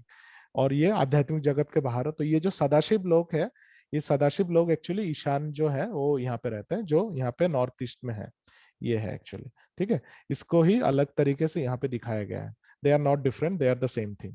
But अगर गोलोका चार्ट में इधर इस तरफ अगर भौतिक जगत को दिखाएंगे तो जो लोग थोड़े बेवकूफ होते हैं वो लोग बोलेंगे क्या रे भौतिक जगत तो वैकुंठ से भी ऊपर है। नहीं, वैकुंठ से ऊपर नहीं, Vaikuntha is a different entity, Vaikuntha के बाहर है। अभी बाहर, बाहर मीन्स बाहर, अभी बाहर ऊपर है या नीचे है, बाहर तो बाहर ही है। तो ये है सदाशिव लोक है। इसके बाहर ये भौतिक जगत, बाहर एक छोटा सा जगह पे भौतिक जगत का सृष्टि होता है। कभी कभी सृष्टि होता है, कभी कभी वो अनमेनिफेस्टेड हो जाता है, व्यक्त अव्यक्त हो जाता है। तो जब जरूरत पड़ता है इसका व्यक्त, इसका प्रकाश होता है, जब जरूरत नहीं है तो महाविष्णु के शरीर के अंदर ही रहता है अव्यक्त फॉर्म में। ठीक है, तो ये है ईशान। तो इनका यहाँ पे जो सेवेंथ लेयर है, यहाँ पे भगवान के एसोसिएट्स हैं, और उनका नाम भौतिक जगत के डेमिगॉड जैसा है, लेकिन वो लोग भौतिक जगत के डेमिगॉड बिल्कुल नहीं है। वो लोग eternal associates of Lord Narayan है। ठीक है, ये हमको याद रखना चाहिए। और कोई पूछेगा तो उस हिसाब से बता सकते हैं कि भौतिक जगत में जो पोजीशन क्रिएट किया गया है वो आध्यात्मिक जगत को ध्यान में रख के ही कृष्ण ने क्रिएट किया है, ताकि भगवान को ऐसे कंफ्यूजन ना हो। क्योंकि अभी एक जैसा सेटअप अगर मुझे अच्छा लग गया है तो मैं दूसरी जगह पे जाके नया सेटअप क्यों करूंगा, सेम सेटअप ही कंटिन्यू करूंगा ना। तो भौतिक जगत में भी कृष्ण सेम सेटअप ही कंटिन्यू किया है, सेम डेमिगॉड का नाम रखा है ताकि वो लोग सब कुछ ठीक से परिचालना कर सके। लेकिन यहाँ पे जो लोग रह रहे हैं वो लोग बद्ध जीव हैं, और आध्यात्मिक जगत में जो डेमिगॉड्स है वो लोग नित्य शुद्ध भगवान के पार्षद हैं। ठीक है, तो ये सिक्स लेयर और सेवेंथ लेयर के बारे में हम लोगों ने चर्चा कर लिया। ये है लघु भागवतमृत से यहाँ पे दिया गया है। तो ये सब एसोसिएट्स के बारे में और सेवेंथ लेयर्स के बारे में बताया गया है। ठीक है, तो और ये सेवेंथ लेयर के बारे में कुछ हम्म हाँ, कुछ और डिटेल्स जो गोकुल चंद्र प्रभु ने बताया वो मैं थोड़ा बताना चाहता हूँ। तो जो मैं एक स्टोरी, बृहद भागवतामृत का जो स्टोरी है, जो हमारे गोप कुमार का स्टोरी है, उनका वृंदावन भूलोक में जो वृंदावन, उधर से लेके गोलोक वृंदावन जाने का ये पूरा स्टोरी बृहद भागवतामृत में है। तो जब वो एक एक जगह पे जाते रहते हैं, ठीक है, तो फिर जब वो भूलोक मीन्स भौतिक जगत क्रॉस करके, ब्रह्मलोक क्रॉस करके जब वैकुंठ में जाते हैं, तो वैकुंठ में जब जाते हैं तो वो तो गोप कुमार जो है तो कृष्ण के फ्रेंड है, तो वो कृष्ण से मिलने के लिए वैकुंठ में जाते हैं। तो वैकुंठ में जब जाते हैं तो वो उधर के भक्त लोगों से मिलते हैं, और भक्त लोग उनको देख के बहुत प्रसन्न होते हैं, वैकुंठ के निवासी। और वो देखते हैं कि सबका चार चार हाथ है, सब लोग दिखने में बहुत बड़े सुंदर हैं, और बहुत सारा जो वैकुंठ में जो है बहुत सुंदर सुंदर पैलेसेस है, बहुत सुंदर सुंदर मेजेस्टिक हाईवेज है जो दिखने में बहुत ही सुंदर है, और एकदम रूबीज एंड ज्वेल से बना हुआ हाईवेज है। जितने भी घर हैं वो भी से कीमती पत्थर से बना हुआ है। तो उनको देख के अच्छा लगता है, लेकिन वो भगवान कृष्ण को मिस करते हैं गोप कुमार। और वो फिर वैकुंठ वासी को पूछते हैं कि कहाँ है भगवान। तो बोलते हैं कि भगवान तो है, भगवान अभी दर्शन देंगे। तो ऑब्वियसली उनका रॉयल कोर्ट है, हर कोई उधर जा नहीं सकता, तो लोग एक स्पेसिफिक टाइम पे ही जाना पड़ेगा। तो फिर वो लेके जाते हैं गोप कुमार को वैकुंठ के वासी, उनके नारायण का दर्शन करने के लिए। तो जैसे ही दूर से गोप कुमार भगवान नारायण को देखते हैं रत्न सिंहासन में लक्ष्मी जी के साथ बैठे हैं, तो गोप कुमार को बहुत अच्छा लगता है, क्योंकि उनको लगता है कि हाँ अभी कृष्ण का दर्शन होगा। तो तुरंत कृष्ण बोल के उनके पास दौड़ के जाते हैं क्योंकि वो तो साक्ष्य रस के डिवोटी हैं, उनको क्या फॉर्मेलिटी पता। तो दौड़ के जैसे जाते हैं, बाकी बाकी जो नारायण के जो प्रहरी हैं, जो उनके ही सेवक है, वो लोग उनको पकड़ लेते हैं और बोलते हैं कि नहीं, आप ऐसा कर नहीं सकते। यहाँ पे नारायण जो है वो राजा है, भगवान है, उनके सामने जाना है तो हाथ जोड़ करके जाइए, उनके चरण में दंडवत प्रणाम करिए, और फिर वो आपको बुलाएंगे। तो जैसे ही गोप कुमार ऐसे कृष्ण का नाम लेते हैं, तो नारायण भी उनके तरफ ऐसे प्रेम से नहीं देखते वो देखते हैं, लेकिन उनका देखने का तरीका एक राजा जैसा होता है, एकदम ऊपर से, एकदम उनका सिंहासन काफी ऊंचा होता है, और ऊपर से वो एकदम आंखों को नीचे करके वो देखते हैं ऐसे। वो ऐसे बोलते हैं कि रुक जाओ मेरे बच्चे, ऐसा करके एकदम उनको ये कर देते हैं, उनको रोक देते हैं। और उनका जो उनके साथ जो गोप कुमार का जो नारायण जी के साथ जो उनका आदान प्रदान होता है भाव का, वो बहुत ही एक राजा और प्रजा के बीच में जैसा होता है ऐसा ही होता है। It was very formal. तो गोप कुमार को देख के अच्छा नहीं लगता, फिर उनको लगता है कि अरे मैं तो भगवान को मेरा फ्रेंड समझता था, यहाँ पे तो एक्चुअली में भगवान है। तो अभी उनको आनंद नहीं मिलता, क्योंकि वो तो साक्ष्य रस के भक्त है ना, उनको कैसे दास्य रस में आनंद मिलेगा, और वो भी एकदम फुल दास्य रस। ये ऐसा भी नहीं है कि दास्य रस के साथ थोड़ा साक्ष्य रस में मिक्स है, जैसा अयोध्या में थोड़ा सा फिर भी है, या द्वारका में है। यहाँ पे ऐसा नहीं है, यहाँ पे पूरा एकदम फुल फ्लेजेड भगवान नारायण जो है वो भगवान है। कोई ऐसे डाउट नहीं है कि वो भगवान नहीं है।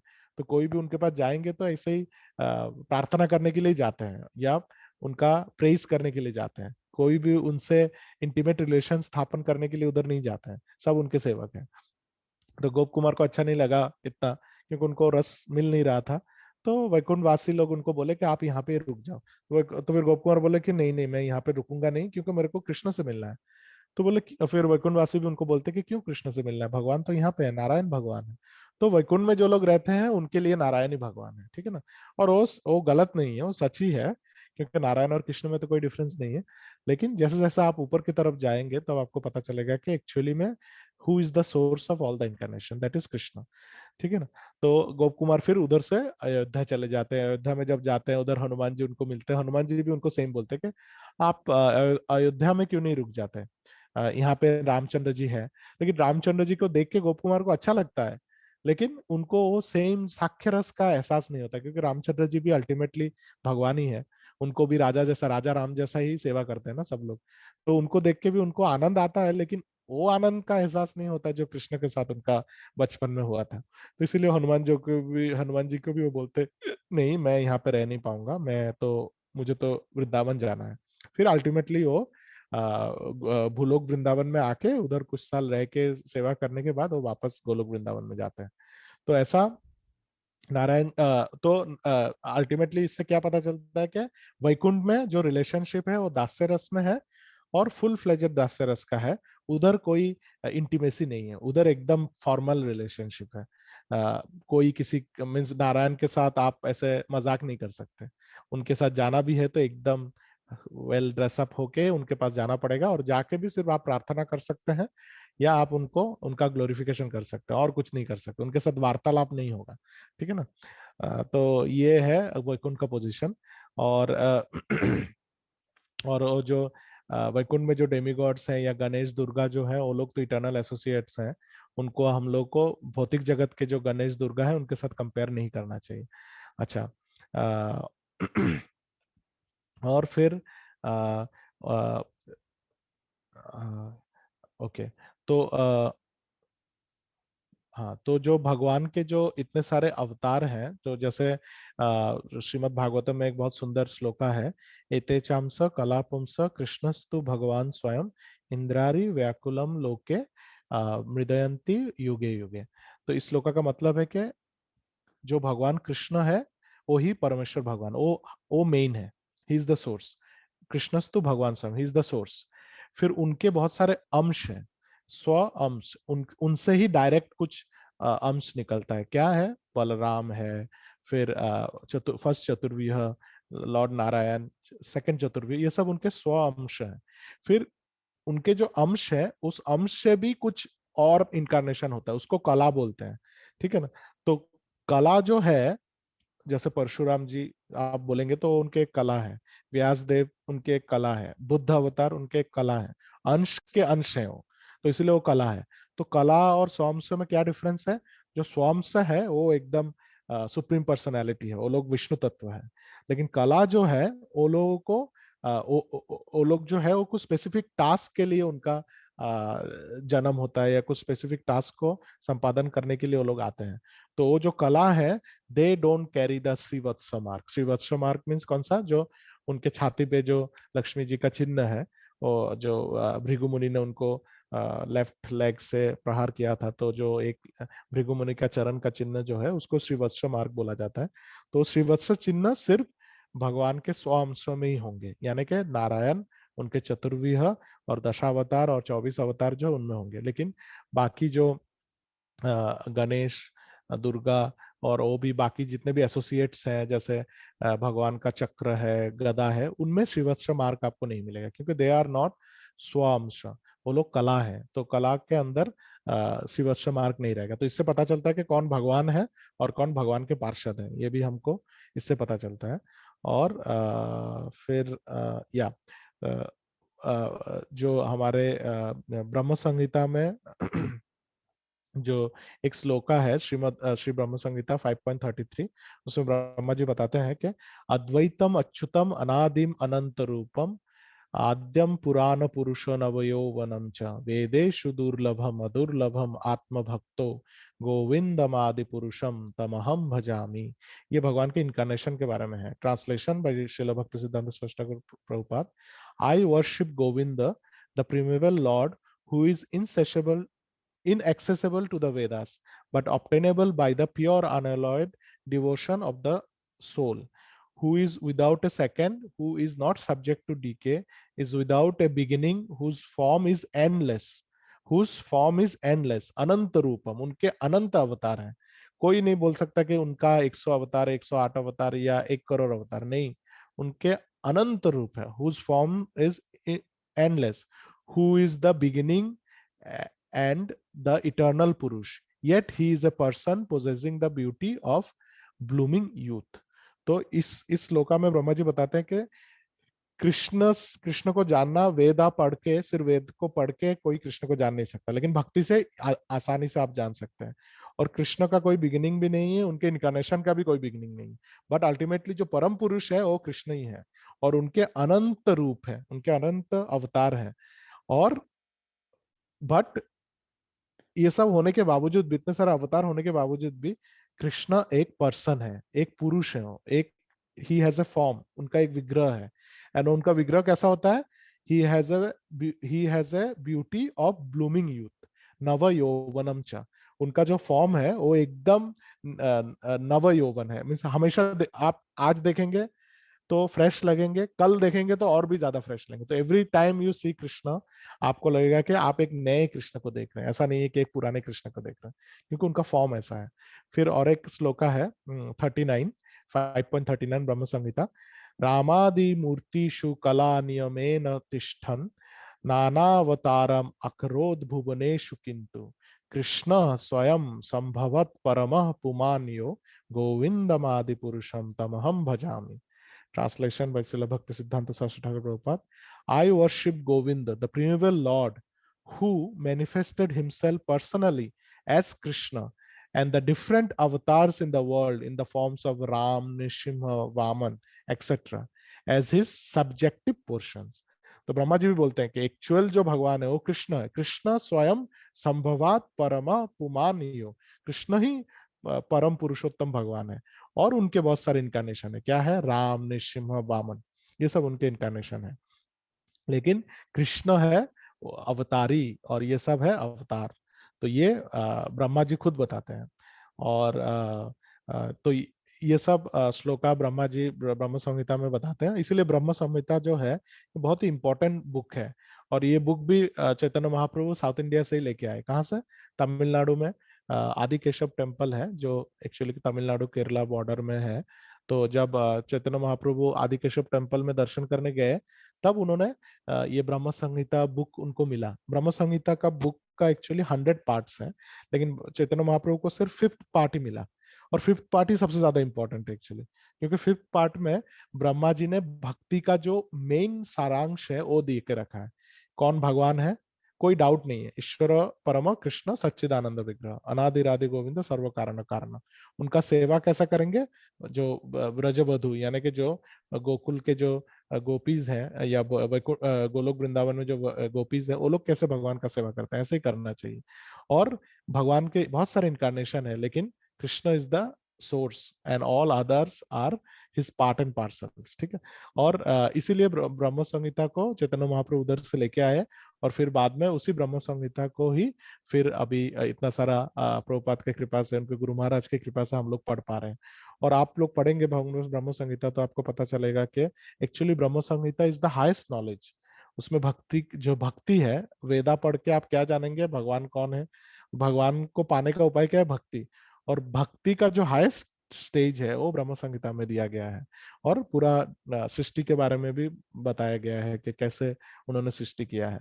तो ब्रह्म संहिता, श्रीमद् भागवतम, गीत गोविंदम, और एक बुक है कृष्ण करणामृत। कृष्ण करणामृत, ये 4 बुक चैतन्य महाप्रभु हमेशा पढ़ते थे। उसमें से श्रीमद् भागवतम, ब्रह्म संहिता, ये सब तो हम लोग को पढ़ना चाहिए। गीत गोविंदम जो है वो एक्चुअली डायरेक्ट पढ़ना नहीं चाहिए, वो किसी सीनियर वैष्णव के अंडर में रह के ही पढ़ना चाहिए, क्योंकि वो थोड़ा और ट्रांसेंडेंटली हायर फिलोसॉफी है उसमें। तो और पास टाइम्स भी है। तो ये 4 बुक चैतन्य महाप्रभु हमेशा पढ़ते थे, जिसमें से श्रीमद् भागवतम हमको रेगुलर पढ़ना चाहिए, और फिर बाद में ब्रह्म संहिता भी अच्छी तरह से पढ़ना चाहिए। ठीक है। तो ये कुछ ब्रह्म संहिता का श्लोका मैंने कोट किया है, क्योंकि this are connected to Goloka chart. और ओके, तो इतना तक हम लोग आज किए हैं। मुझे लगता है कि आज यहाँ तक ही ठीक है। अभी अगर तो हम लोगों ने वैकुंठ का पूरा ऑलमोस्ट वैकुंठ को कवर किया है, not 100% but to some percentage, जहाँ से थोड़ा हम लोग आइडिया हो। तो वैकुंठ में क्या क्या है, चार तरफ कौन कौन है, अलग अलग द्वार रक्षी है, और फिर अलग अलग 8 दिक्पाल है, इनके बारे में हम लोगों ने चर्चा किया है। इनके बारे में ऑलरेडी लास्ट क्लास में हम लोगों ने चर्चा किया था। और बाकी जो 7 सर्कल्स है और उनके उनके अंदर कौन कौन है, सब कुछ डिस्कस किया है। अभी अगर किसी के मन में कोई प्रश्न है या कमेंट है या कुछ भी है, तो आप बेझिझक आपका प्रश्न या कमेंट रख सकते हैं सबके सामने। किसी का कुछ क्वेश्चन कमेंट है तो प्लीज बताइए।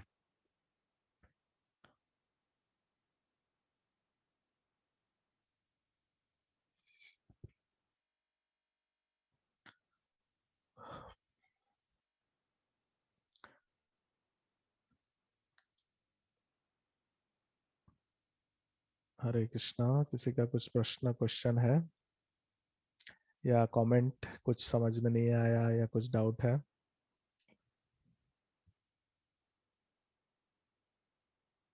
सबको सुनाई दे रहा है ना मेरा आवाज? हरे कृष्ण। यस यस प्रभु। हाँ, बताइए, किसी का कुछ प्रश्न है या कुछ पूछना चाहते हैं?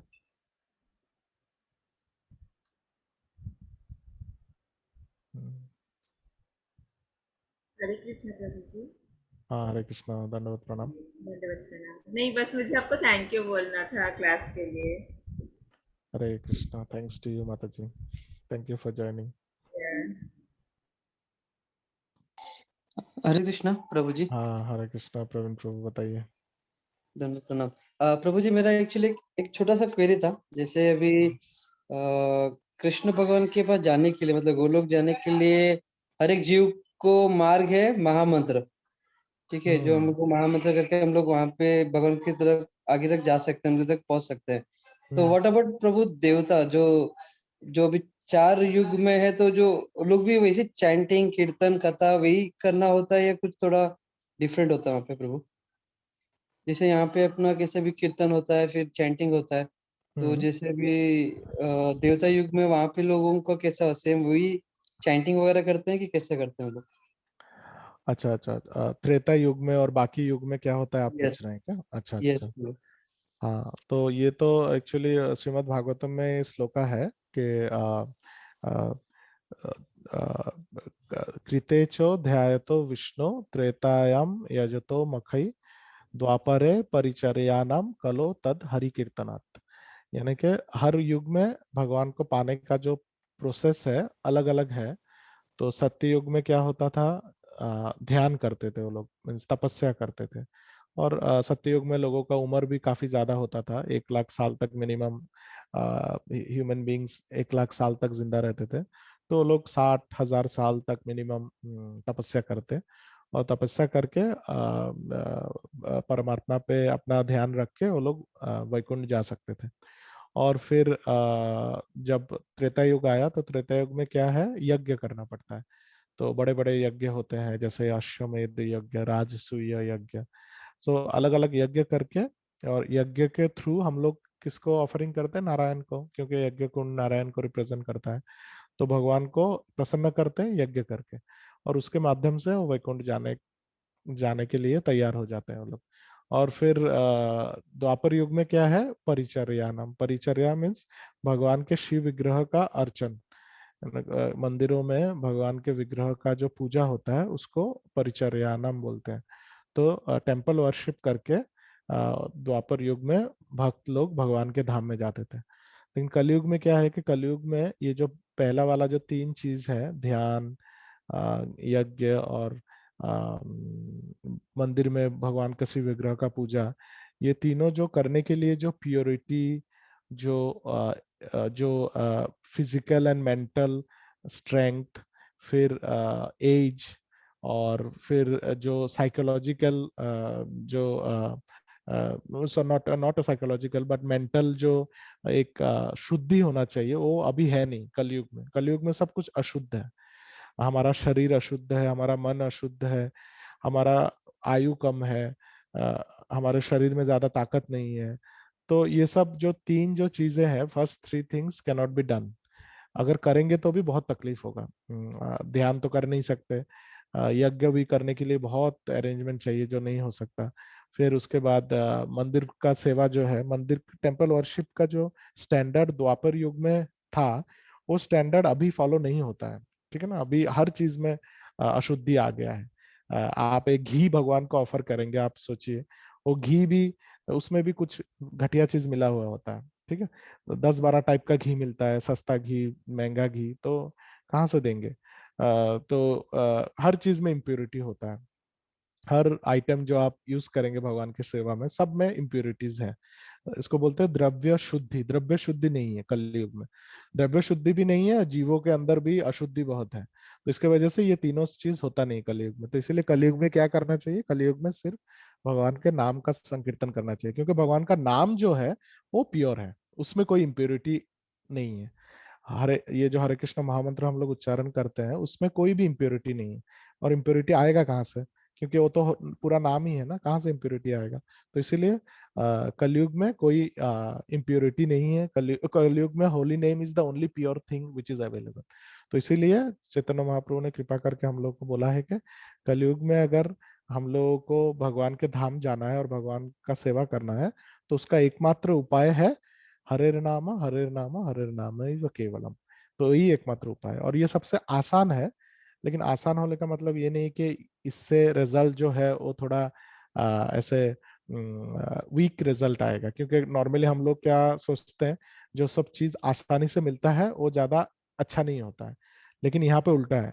यहाँ पे होली नेम जो है वो बहुत आसान है, सरल है, लेकिन उसका इफेक्ट ये बाकी तीन जो प्रोसेस है उससे भी कई गुना ज्यादा है।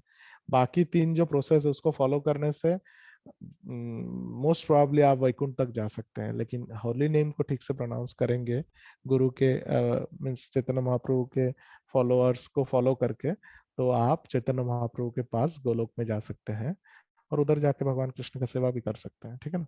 तो ये आसान है, लेकिन मोस्ट इफेक्टिव भी है।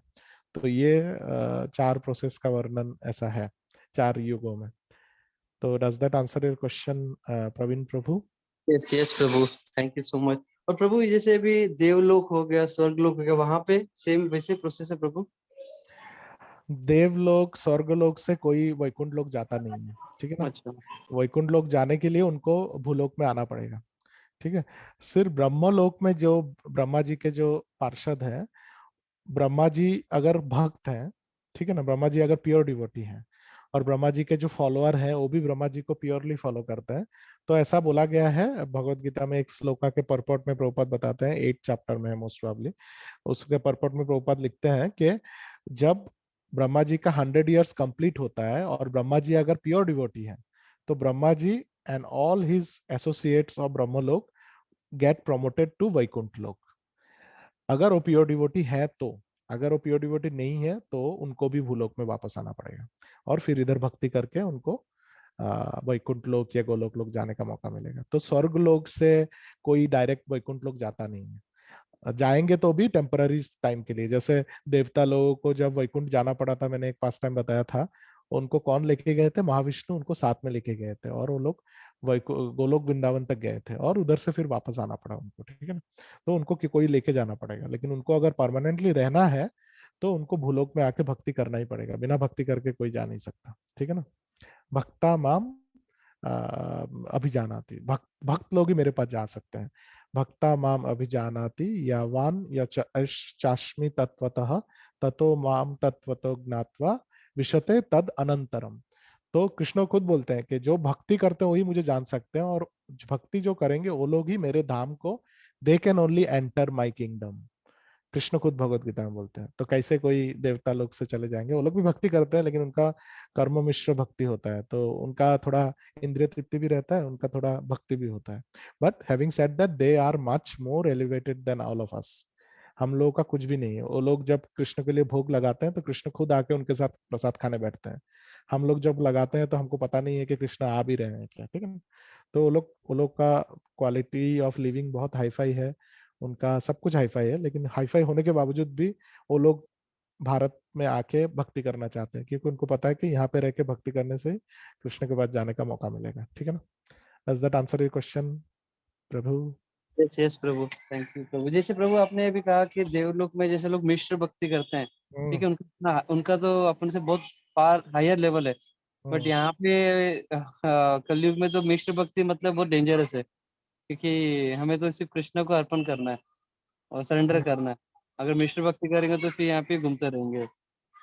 स्टार्टिंग में शुरुआत तो मिश्र भक्ति से ही होगा, धीरे हाँ। धीरे प्योरिटी आते आते फिर वो प्योरिटी आएगा फिर उसमें, ठीक है ना। जिसका अगर फॉर्चुनेट है, कृष्ण की कृपा है, तो लोग बचपन से ही कृष्ण के इसमें कृष्ण कॉन्शियस बन के रहेंगे। बाकी करेक्ट स्टार्ट जैसे आपने बोला, हाँ वैसे मिश्र भक्ति से स्टार्ट होगा, फिर धीरे धीरे हम लोग कृष्ण की तरफ भक्ति में आगे बढ़ सकते हैं। Correct correct correct. Thank you so much Prabhu ji. Thank you Praveen Prabhu for your wonderful questions. Hare Krishna. Hare Krishna. अच्छा, और किसी का कोई सवाल प्रश्न है? सब लोगों को सब समझ में आ गया है क्या? मैं दो तीन सवाल पूछूं क्या आप लोगों को? मुझे कुछ चीज समझ में नहीं आ रहा। यस कुछ प्रभु जी, हरे कृष्णा। हाँ बोलिए वरुण प्रभु। अच्छा, प्रभु जी, ये जो चतुर्व्यूह रहते हैं, मतलब प्रथम चतुर्व्यूह, द्वितीय चतुर्व्यूह, हम्म। तो मतलब नाम भी सेम है चतुर्व्यूह के, तो क्या मतलब डिफरेंस क्या रहता है प्रभु जी? मतलब पावर में डिफरेंस है क्या? मतलब प्रथम चतुर्व्यूह द्वितीय में, एक तो गोलोक में है, दूसरे वैकुंठ में है, लेकिन इसके अलावा भी कुछ डिफरेंस होगा? ये डिफरेंस कहीं। तो अगर आप देखेंगे तो भगवान और भगवान के अवतारों में कोई डिफरेंस नहीं है। पहले हमको डिफरेंस कुछ नहीं है ये समझना पड़ेगा, फिर बाद में अगर डिफरेंस देखना तो यह है कि ऑब्वियसली बलराम जी से फर्स्ट आदि चतुर्व्यूह आते हैं, तो obviously they are much higher than the Chaturvyuha which is in Vaikuntha Lok, उसमें कोई डाउट नहीं है। क्योंकि ये जो ऊपर जो गोलोका में जो चतुर्व्यूह है, वासुदेव, संकर्षण, प्रद्युम्न, अनिरुद्ध, ये बलराम जी से आते हैं। ये डायरेक्ट कृष्ण से बलराम, बलराम जी से ये चतुर्व्यूह आते हैं।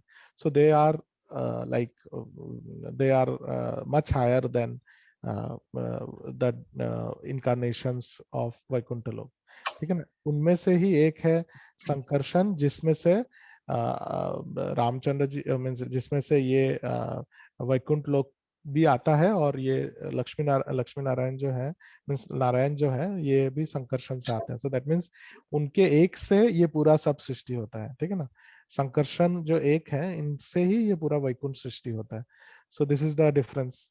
तो he is the source of the whole Vaikuntha, समझ रहे हैं? सिर्फ नारायण नहीं, ये पूरे वैकुंठ को उनसे आते हैं। So you can understand how how much more elevated his position is, ठीक है ना। क्योंकि नारायण भी इनका इनका वर्शिप करते हैं, ठीक है ना। नारायण भी इनका वर्शिप करते हैं, रामचंद्र जी भी शंकरषण का वर्शिप करते हैं, सब लोग शंकरषण को मानते हैं, ठीक है ना। तो ऐसा है। अभी एग्जैक्टली क्या पावर का डिफरेंस है तो मैं बता नहीं पाऊंगा। मतलब प्रभु पर्पस क्या है? जैसे मतलब जो गोलोक में है प्रथम चतुर्व्यूह, वही मतलब कर देते सबका सृजन, वैकुंठ भी बना देते, तो उनसे फिर क्यों द्वितीय चतुर्व्यूह आए? मतलब तो कुछ रीजन है उसका, या तो कुछ और भी, जिसे कहते हैं उनका पर्पस कुछ और होगा शायद, इसलिए द्वितीय चतुर्व्यूह का मतलब क्रिएशन किया है। नहीं, पर्पस तो अब सब चीज का पर्पस यही है कि भगवान के आनंद का वृद्धि के लिए, ठीक है ना। अभी भगवान को ये जो गोलोक धाम है ये माधुर्य धाम है। यहाँ पे भगवान को इंटीमेट पास टाइम पसंद है, यहाँ पे भगवान को इतना फॉर्मेलिटी पसंद नहीं है। और ये चतुर्व्यूह क्यों आया है? They are the protectors. व्यूह का मतलब क्या है? फॉर्मेशन। सो यहाँ पे जैसे ये क्वाड्रेंगुलर फॉर्म है, यहाँ पे चार साइड है, तो चार चार जो साइड है it is protected by this four chaturvyas. They are here to stop any unauthorized entry from ब्रह्म ज्योति। ब्रह्म ज्योति में बहुत सारे ऐसे इम्पर्सनलिस्ट लोग घूमते रहते हैं यहाँ पे।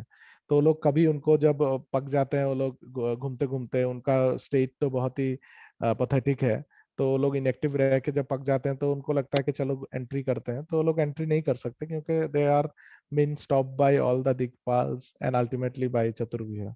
सो Chaturvyuha, the word it seems it itself shows that they are the protector. ठीक है।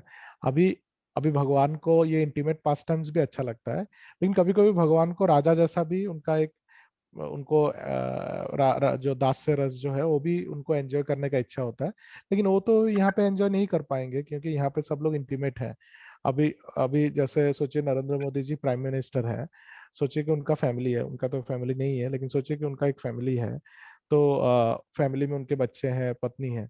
वो घर में जाके भी वो पत्नियों के सामने बोलेंगे ये मैं प्राइम मिनिस्टर हूँ तो प्राइम मिनिस्टर की तरह मेरी तरफ बात करो, तो उनकी पत्नी बोलेगी कि चुपचाप बैठ और खाना खा। ठीक है ना, ऐसा बोलेंगे क्योंकि वो रवा उनका जो ऑ एंड रेवरेंस है वो घर में नहीं चलेगा। तो जब राइट। उनको कृष्ण को एंजॉय करने का इच्छा होता है, ऑ एंड रेवरेंस, तब वो वैकुंठ वैकुंठ में उनका अलग एक फॉर्म में वो उसको एंजॉय करते हैं, क्योंकि यहाँ पे वो एंजॉयमेंट नहीं होगा उस चीज का, वो अलग रस है। तो ये दो रस का मिक्सचर अच्छा नहीं लगता है। तो इसीलिए भगवान अपना जो प्रभुत्व है उसको दिखाने के लिए वो वैकुंठ में नारायण के रूप में आता है। सेम है, उसमें कोई डिफरेंस है, कृष्ण और नारायण सेम है, लेकिन उनका रस अलग है, जस्ट द मेलोडी और द मूड इज डिफरेंट। तो जब उन क्योंकि अभी ऑफिस में आप सोचिए आप बॉस हैं, तो आपको बहुत सारे लोग रिपोर्ट करते हैं, आपको थोड़ा अच्छा तो लगता ही होगा ना, और यस आप इसीलिए आप प्रमोशन के लिए चेष्टा करते हैं। लेकिन हमेशा बॉस रहने में आपको भी मजा नहीं आता होगा, क्योंकि कभी कभी आप भी सर्वेंट बनना चाहते होंगे, आपके बच्चों का सर्वेंट, पत्नी का सर्वेंट। ठीक है ना। तो ऐसे ही जो घर घर के वरुण प्रभु है वो है कृष्णा, और ऑफिस के वरुण प्रभु जो है वो है नारायण। यही डिफरेंस है और कोई डिफरेंस नहीं है। ठीक है ना। जी। और यस इसीलिए ही अलग सृष्टि किया जाता है, और रस के आस्वादन के लिए। जैसे एक चैतन्य चरितामृत में बहुत अच्छा श्लोका है, चैतन्य श्रील कृष्णदास कविराज गोस्वामी ने लिखा है। वो पंचतत्व के बारे में वो बताते हैं कि पंचतत्व एक वस्तु नाही को विभेद, रसो आस्वादिते तबु विविधो विभेद। यानी कि ये जो पंचतत्व है, चैतन्य महाप्रभु, नित्यानंद प्रभु, अद्वैताचार्य प्रभु, गदाधर पंडित एंड श्रीवास ठाकुर, ये जो 5 जन है, ये लोग अलग नहीं है, ये सेम है, ये सब चैतन्य महाप्रभु ही हैं। पंचतत्व एक वस्तु नहीं को विभेद, इनके अंदर कोई विभेद नहीं है, कोई डिफरेंस नहीं है। लेकिन जो डिफरेंस है वो है क्या, रसो आस्वादित है, यानी कि अलग अलग रस को आस्वादन करने के लिए वो 5 अलग फॉर्म में वो लोग आए हैं, नहीं तो वो सेम ही है। तो कृष्ण और नारायण सेम ही है, कोई डिफरेंस नहीं, पर दोनों का अलग अलग रस को आस्वादन करने का इच्छा है। इनको प्रभुत्व का रस आस्वादन करना है, इनको माधुर्य रस आस्वादन करना है, इनको ऐश्वर्य रस पसंद है, इनको माधुर्य रस पसंद है। तो ऐसा है, इसलिए अलग अलग बनाया गया है, नहीं तो अल्टीमेटली सब एक ही है, लेकिन अलग अलग रस के लिए अलग अलग बनाया गया है। ठीक है ना। जैसे आप किसी जूस के दुकान में जाते हैं, तो अगर उधर सिर्फ मैंगो जूस मिलेगा तो कितने कस्टमर आएंगे, ज्यादा कस्टमर नहीं आएंगे, लेकिन उधर अगर ऑरेंज जूस, पाइनएप्पल जूस, ये जूस वो जूस मिलेगा तो ज्यादा कस्टमर आएंगे। तो रस जो है वो भी एक किस्म का जूस है।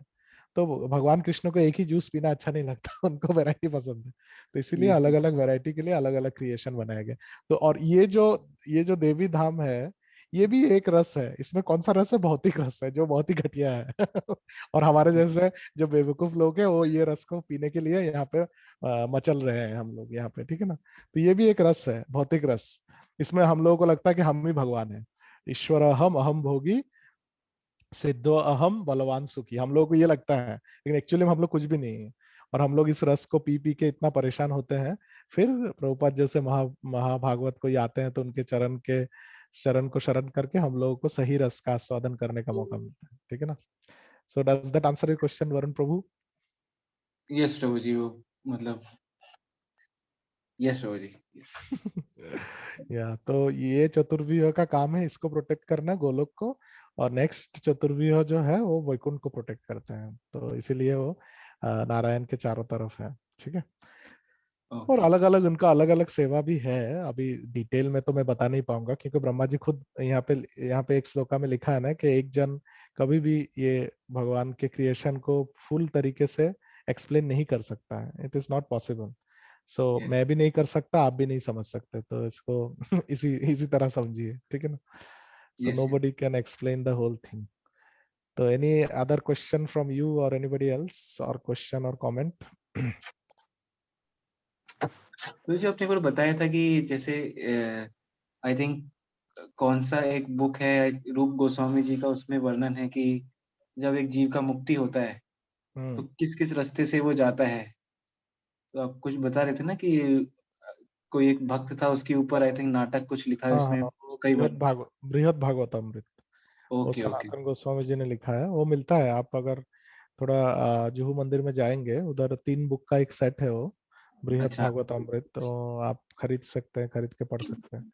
नहीं ओके तो तो अगर आप वो क्या नाम है, वेदावेस अगर आपने डाउनलोड किया होगा, तो उसमें भी वो बृहद भागवतामृत मिल जाएगा आपको, वेदावेस के अंदर भी है। ओके ओके, तो उसमें पूरा डिस्क्रिप्शन है कि कोई अगर लिबरेट हाँ, होगा तो पहले किससे कैसे, मिलेगा, फिर हाँ किससे मिलेगा। हाँ हाँ, मीन्स गोप कुमार का जर्नी दिया गया है। गोप कुमार हमारे भूलोक से, भूलोक के वृंदावन से कैसे वो गोलोक वृंदावन जाते हैं, उसका पूरा डिटेल्स दिया गया है। Okay okay. तो जैसे कोई जीव भी अगर लिबरेट होगा तो he will also take the same path. हाँ, like. Almost same, almost same, okay okay. Almost same होगा। अभी एग्जैक्टली क्या होगा वो आपके ऊपर डिपेंड करेगा। आपका क्या इच्छा है। आपका इच्छा अगर डायरेक्ट कृष्ण के पास जाना है तो कृष्ण लेके जाएंगे डायरेक्ट आपको। अगर आपका इच्छा है कि नहीं, थोड़ा स्वर्गलोक में 2-3 दिन रुक जाते हैं, तो फिर वो बोलेंगे कि चलिए ठीक है, रुक जाइए। ये जो ठीक मतलब है। विष्णु दूत जो रहते हैं, उनकी जो इच्छा है, उनका वाहन है, उन्होंने बिठाया है। वो जहाँ लेके जाए। नहीं, आपका सेल्फ जो फ्री विल है वो रहेगा, वो कभी जाएगा नहीं। That will always be there. तो इसीलिए हम लोगों को अपने जो ये जो स्वाधीनता है उसको इतना अच्छी तरह से ट्रेन करना पड़ेगा कि हम लोग स्वाधीन होके भी कृष्ण के पराधीन रहना चाहिए हम लोगों को, ताकि हम लोगों का खुद का कुछ अलग से इच्छा नहीं होना चाहिए। इसी को भक्ति बोला जाता है, कि हमारा जो अभी अभी क्या है, कुछ भी करेंगे तो हम लोग हमेशा सोचते हैं कि मेरे को क्या पसंद है, मैं वृंदावन जाऊंगा तो मैं कैसे जाऊंगा। मैं ऐसा नहीं सोचता हूँ कि शिक्षा गुरु जो बोलेंगे मैं करूंगा, मैं सोचता हूँ कि मेरे को करना है, ठीक है ना। लेकिन इसी जो स्वतंत्रता है, इसको जब हम लोग हमारे गुरु के चरण में ऑफर कर देते हैं और बोलते हैं गुरु महाराज जो आप करना चाहते हैं मेरे साथ करिए, मेरे को आप बोलेंगे कूदने के लिए मैं कूदूंगा, और दौड़ने के लिए बोलेंगे मैं दौड़ूंगा, मैं सवाल नहीं पूछूंगा, तो इसको शरणागति बोलते हैं। तो ये जब हमारा परफेक्ट हो जाएगा शरणागति, तभी हम लोगों का मन में ऐसा स्वर्ग में, वैकुंठ में जाने का इच्छा नहीं होगा। तभी सिर्फ भगवान का सेवा करने का इच्छा होगा, और भगवान जहां लेके जाएंगे हम लोग भी घोड़े जैसे अपने आंखों को कवर करके सीधा उस तरफ ही चल पड़ेंगे। हम लोग ऐसा सोचेंगे नहीं कि इस तरफ ये मार्केट है, इस तरफ वो है, तो ये देखते हैं वो देखते हैं, ये सब सोचेंगे नहीं। जैसे रेस का घोड़ा कैसे इस तरफ उस तरफ नहीं देखता है, उसके आंखों पे एक पर्दा रहता है, तो हमारा भी आंखों पे शरणागति का पर्दा रहेगा। तो डायरेक्ट भगवान के लोटस फीट को छोड़ के और कुछ नहीं देखेंगे, कहीं पे भी जाए, तो फिर कृष्ण हम लोग को डायरेक्ट उनके पास लेके जाएंगे। लेकिन अगर हम लोगों के मन में थोड़ा भी इम्प्योरिटी है, तो हम लोग बीच में अटक जाएंगे, कहीं ना कहीं अटक ही जाएंगे। फिर हमको उधर से फिर से भूलोक में आके फिर से वापस जाना पड़ेगा, तो वो प्यूरिफिकेशन का प्रोसेस होगा फिर। ऐसा है। अच्छा, मतलब रिटर्न भी टिकट भी आ सकता है ऐसा। हाँ, ऐसा हो बिना सकता टाइम है। दिए। Okay okay. 100% अगर प्योर नहीं हुए हुए आप, तो obviously you will get attracted by all this things, right. Material things also, spiritual things also, right. तो अगर आप 100% प्योर नहीं होंगे, तो आप शायद स्वर्ग लोक में या तपोलोक या सत्यलोक में ही आप अट्रैक्ट हो जाएंगे, क्योंकि the condition of this planets are very hi-fi. तो उधर देख के हम लोग अट्रैक्ट हो जाएंगे, तो यहाँ पे रुक जाएंगे, फिर इधर से वापस नीचे आना पड़ेगा, फिर से ऊपर जाना पड़ेगा। और अगर हम लोगों को वैकुंठ लोक पसंद आ गया, तो वैकुंठ लोक में ही रुकना पड़ेगा।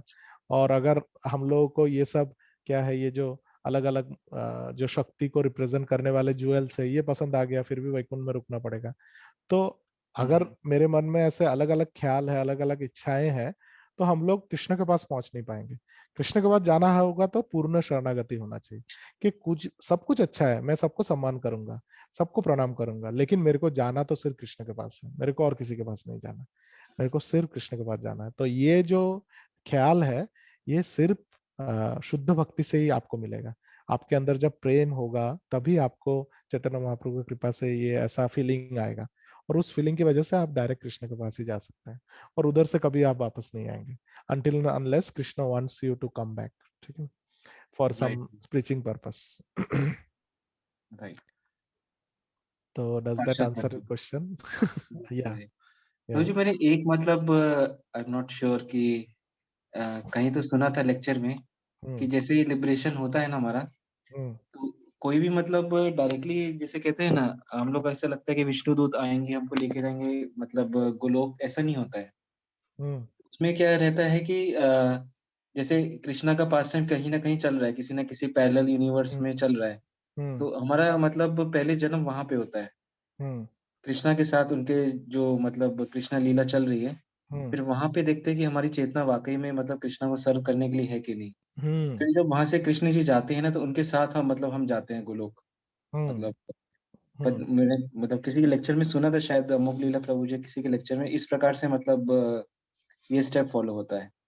हाँ, तो ये प्रभुपाद ने भी बताया है कि जब जैसे अभी हम लोग यहाँ पे भूलोक में है, हमारा ये अगर हम लोग कंसिडर करते हैं ये हमारा यूनिवर्स है, चतुर्मुखी ब्रह्मा का यूनिवर्स है, और हम लोग यहाँ पे भूलोक में है, और प्रभुपाद की कृपा से हम लोग प्रैक्टिस कर रहे हैं।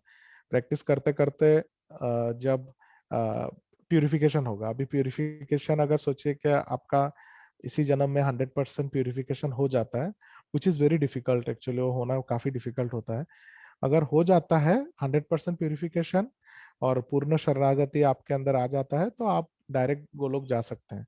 But it is very difficult, ये हमेशा याद रखना पड़ेगा कि ये बहुत डिफिकल्ट है। May be out of like 100%, maybe 0.0001% people will be like this who will directly go to Golok Vrindavan.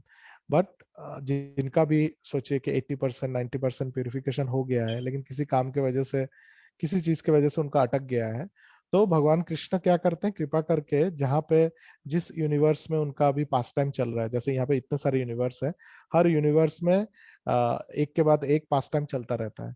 तो जो भी यूनिवर्स में अभी कृष्ण का पास टाइम चल रहा है, कृष्ण कृपा करके हमको उस जगह पे लेके जाएंगे, और उनके लीला में ही हमको प्रवेश करने का मौका मिलेगा, जो कोई भी एक यूनिवर्स में चल रहा होगा।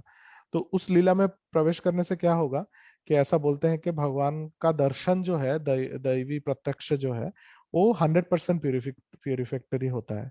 जैसे हम जो चतुष कुमार थे, जब तक वो लोगों ने भगवान नारायण को दर्शन नहीं किया था, तब तक वो लोग इम्पर्सनलिस्ट थे।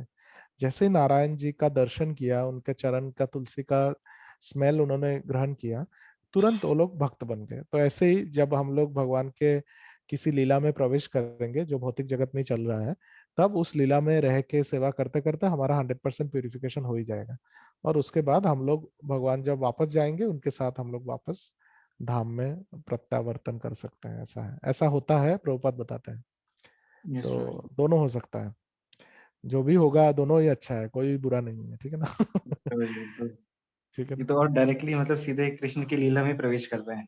Correct, correct. तो यस इसीलिए प्रभु। यही यही भगवान का कृपा है कि भगवान भौतिक जगत में रहे या आध्यात्मिक जगत में रहे, भगवान तो भगवान है, और उनके साथ जो लोग रहते हैं, वो लोग भी हमेशा भगवान के साथ में है बोल के वो लोग भी हमेशा आध्यात्मिक जगत में ही रहते हैं। हालांकि वो आध्यात्मिक जगत भौतिक जगत में भी हो सकता है, या एक्चुअल आध्यात्मिक जगत भी हो सकता है, कोई डाउट, कोई प्रॉब्लम नहीं है, दोनों सेम है। और भगवान का नाम भी सेम है। भगवान का नाम अगर आप नरक में लेके भी करेंगे, तो भी आपको आध्यात्मिक जगत का ही अनुभूति होगा। आप नरक में भी रहेंगे तो भी आध्यात्मिक जगत का अनुभूति होगा, और आप स्वर्गलोक में रहेंगे तो भी सेम अनुभूति होगा, अगर आप प्योरिटी के साथ करेंगे तो भगवान और उनके नाम में कोई डिफरेंस नहीं है। तो ऐसा है। यस प्रभु। सो एनी मोर कमेंट और क्वेश्चन, वरुण प्रभु? तो जी ये जो अपना मटेरियल यूनिवर्स है, हम्म, इसमें जैसे विष्णु जी का भी धाम है, हम्म, श्वेतद्वीप, ब्रह्मा जी का भी है, शिव जी का नहीं है कोई मतलब धाम, कैलाश धाम जैसा? कैलाश है ना, यूनिवर्स कैलाश है, उसको हम लोग डिटेल में जब यहाँ पे चर्चा करेंगे तब तो जी तब। अंदर मतलब भौतिक यूनिवर्स के अंदर। हाँ, भौतिक अंदर में ही है, भौतिक अंदर में ही है उनका, शिव जी का जो धाम है वो इधर है, इधर लिखा है, देखिए, ये जो द्विताल बोल के जगह है, the abode of demons, Lord Shiva resides here. तो ये अच्छा, है, इसके बारे में डिटेल में हम लोग जब ये भौतिक जगत के बारे में चर्चा करेंगे तब बताएंगे, लेकिन कविताल में ये रहते दिस हैं is the Shiv ji. Place, या this okay, is the okay. Place. अच्छा, तो मुझे लगा ऐसा है। कुछ कैलाश धाम जैसा कुछ नाम होगा उसका ये। हाँ, वही कैलाश धाम इधर ही है, और जो सदाशिव लोक या महाकाल लोक है, वो ऊपर है, वो इधर है, वो अलग है। इधर इधर वो ईशान जो है, जो सदाशिव है वो रहते हैं, और ये जो शंभु है ये इधर रहते हैं। फिर शंभु भी अपने आप को एक्सपैंड करके वो शिव जी के अलग अलग 12 रुद्र होते हैं, उनमें से एक रुद्र शिव जी हैं, तो वो इधर रहते हैं, ठीक है ना। तो ये शंभु तो बाहर ही रहते हैं, शंभु अंदर नहीं रहते हैं, शंभु बाहर रहते हैं, महाकाल इधर इधर रहते हैं। और इनका भी और एक और 12 इनकारनेशन, 11 इनकारनेशन होता है, जिसको रुद्र बोला जाता है, 11 रुद्रास। उसमें से एक रुद्र है शिव जी जो इधर रहते हैं। तो ऐसे और भी है बहुत सारे। और क्षीरोदक्ष विष्णु जो है वो भी श्वेतद्वीप में रहते हैं, लेकिन ये श्वेतद्वीप ऊपर वाले श्वेतद्वीप से अलग है, क्योंकि ये ऐसा बोलते हैं कि ये जो श्वेतद्वीप है ये वही क्रिएट करते हैं। और इसका पानी भी ये क्षीरोदक्ष, ये क्षीर समुद्र के ऊपर है, और इसका भी जो समुद्र का जो पानी है वो एक्चुअली दूध है। लेकिन आचार्य लोगों ने वर्णन किया है जो गोलोक में जो श्वेतद्वीप है उसका जो दूध है वो वृंदावन के गाव सुरभि काउस से निकले हुए दूध है। लेकिन यहाँ पे जो दूध है ये क्षीरदक्ष विष्णु के शरीर से निकला है, उनका ही पसीना है जो दूध के रूप में, क्षीर के रूप में यहाँ पे वर्तमान है। लेकिन ये भी वैकुंठी है जो भौतिक जगत में है। तो ऐसा ये श्वेतद्वीप अलग है, ये श्वेतद्वीप और ऊपर वाला श्वेतद्वीप थोड़ा डिफरेंस है, क्वालिटी में नहीं, लाइक साइज में या इसमें डिफरेंस है, क्वालिटी तो सेम ही है, कोई डिफरेंस नहीं। राइट। तो और किसी का कोई कमेंट क्वेश्चन है क्या? हरे कृष्ण प्रभु जी। हरे कृष्णा, थैंक यू वरुण प्रभु। और कौन कौन आए हैं? अजय मौर्य प्रभु दंडवत प्रणाम, अनिता माता जी दंडवत प्रणाम, और एक अनिता माता जी दंडवत प्रणाम, पवन प्रभु, इप्सिता माता जी दंडवत प्रणाम, कल्पना माता जी दंडवत प्रणाम, संगीता माता जी दंडवत प्रणाम, शोभा माता जी, श्रद्धा माता जी, वरुण प्रभु, श्वेता माता जी दंडवत प्रणाम। हाँ, किसी का कुछ प्रश्न है, कोई कुछ कमेंट करना चाहते हैं? हरे कृष्ण प्रभु जी, दंडवत प्रणाम। हरे कृष्णा। वो भागवतम लिखने वाले गणेश जी ये पार्वती नंदन गणेश जी है क्या प्रभु जी? एक बार फिर से बोलेंगे क्या आप? सुनाएंगे जी? भागवतम जिन्होंने लिखा है ना, हम्म वो गणेश जी ये पार्वती नंदन गणेश जी है या वैकुंठवासी गणेश जी? नहीं नहीं, वो यहाँ के जो पार्वती मीन्स शिव जी और पार्वती के बेटे जो हैं वही है, वो अच्छा, वैकुंठ वाले नहीं है। thank you। वैकुंठ वाले गणेश जी तो नॉर्मली बहुत कम आते हैं यहाँ पे। यहाँ पे जो गणेश जी हैं वो जो देवता गणेश जो है वही है, उनका ही पूजा होता है। वो भी भगवान के भक्ति हैं, वो भी कोई साधारण ये हमारे तरह तो नहीं है, वो भक्त है, देवता है, उनके अंदर भी काफी सारी शक्तियां हैं, ऐसा है। हरे कृष्ण। हरे कृष्णा। और किसी का कुछ सवाल है या प्रश्न है क्या? अगर नहीं है तो हम लोग आज इधर ही विराम दे सकते हैं, फिर नेक्स्ट टाइम हम लोग वैकुंठ के आगे जो है या वैकुंठ के नीचे जो है उसके ऊपर चर्चा करेंगे।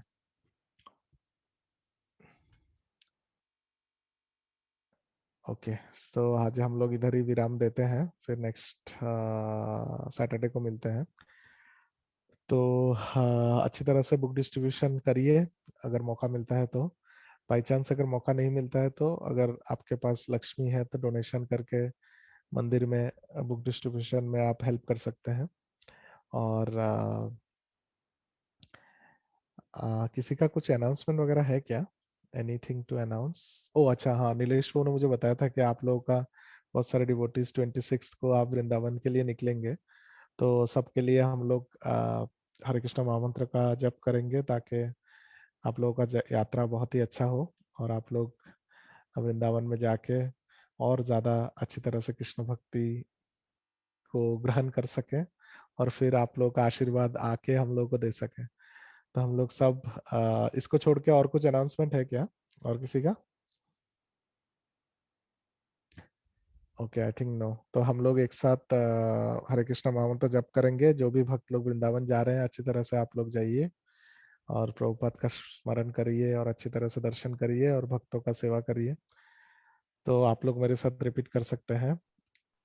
नमो ओम विष्णुपादाय विष्णुपादाय कृष्ण पृष्ठाय भूतले भूतले श्रीमते भक्ति वेदांत स्वामी निति नामिने नमस्ते सरस्वती देवे गौरवाणी प्रचारिणे निर्विशेष शून्यवादी पाश्चात्य देशतारिणे जय श्री कृष्ण चैतन्य प्रभु नित्यानंद श्री अद्वैत गदाधर शिवासादि गौर भक्तवृंद हरे कृष्ण कृष्ण हरे हरे हरे राम हरे राम राम हरे हरे हरे कृष्ण कृष्ण कृष्ण हरे हरे हरे राम राम हरे हरे हरे कृष्ण कृष्ण कृष्ण हरे हरे हरे राम राम हरे हरे हरे कृष्ण कृष्ण कृष्ण हरे हरे हरे राम हरे राम राम राम हरे राम हरे हरे हरे वाञ्छाकल्पतरुभ्यश्च कृपा कृपा सिन्धुभ्येव च पतितानां पावनेभ्यो पतितानां वैष्णवेभ्यो नमो नमः नमो नमः अनंत कोटि वैष्णव वृंद की जय जगत गुरु जय शिल प्रभुपाद की जय निताय गौर प्रेमानंदे हरि हरि हरे गौर हरे उपस्थित हरे गौर भक्त वृंद की जय Hare Krishna thank you for joining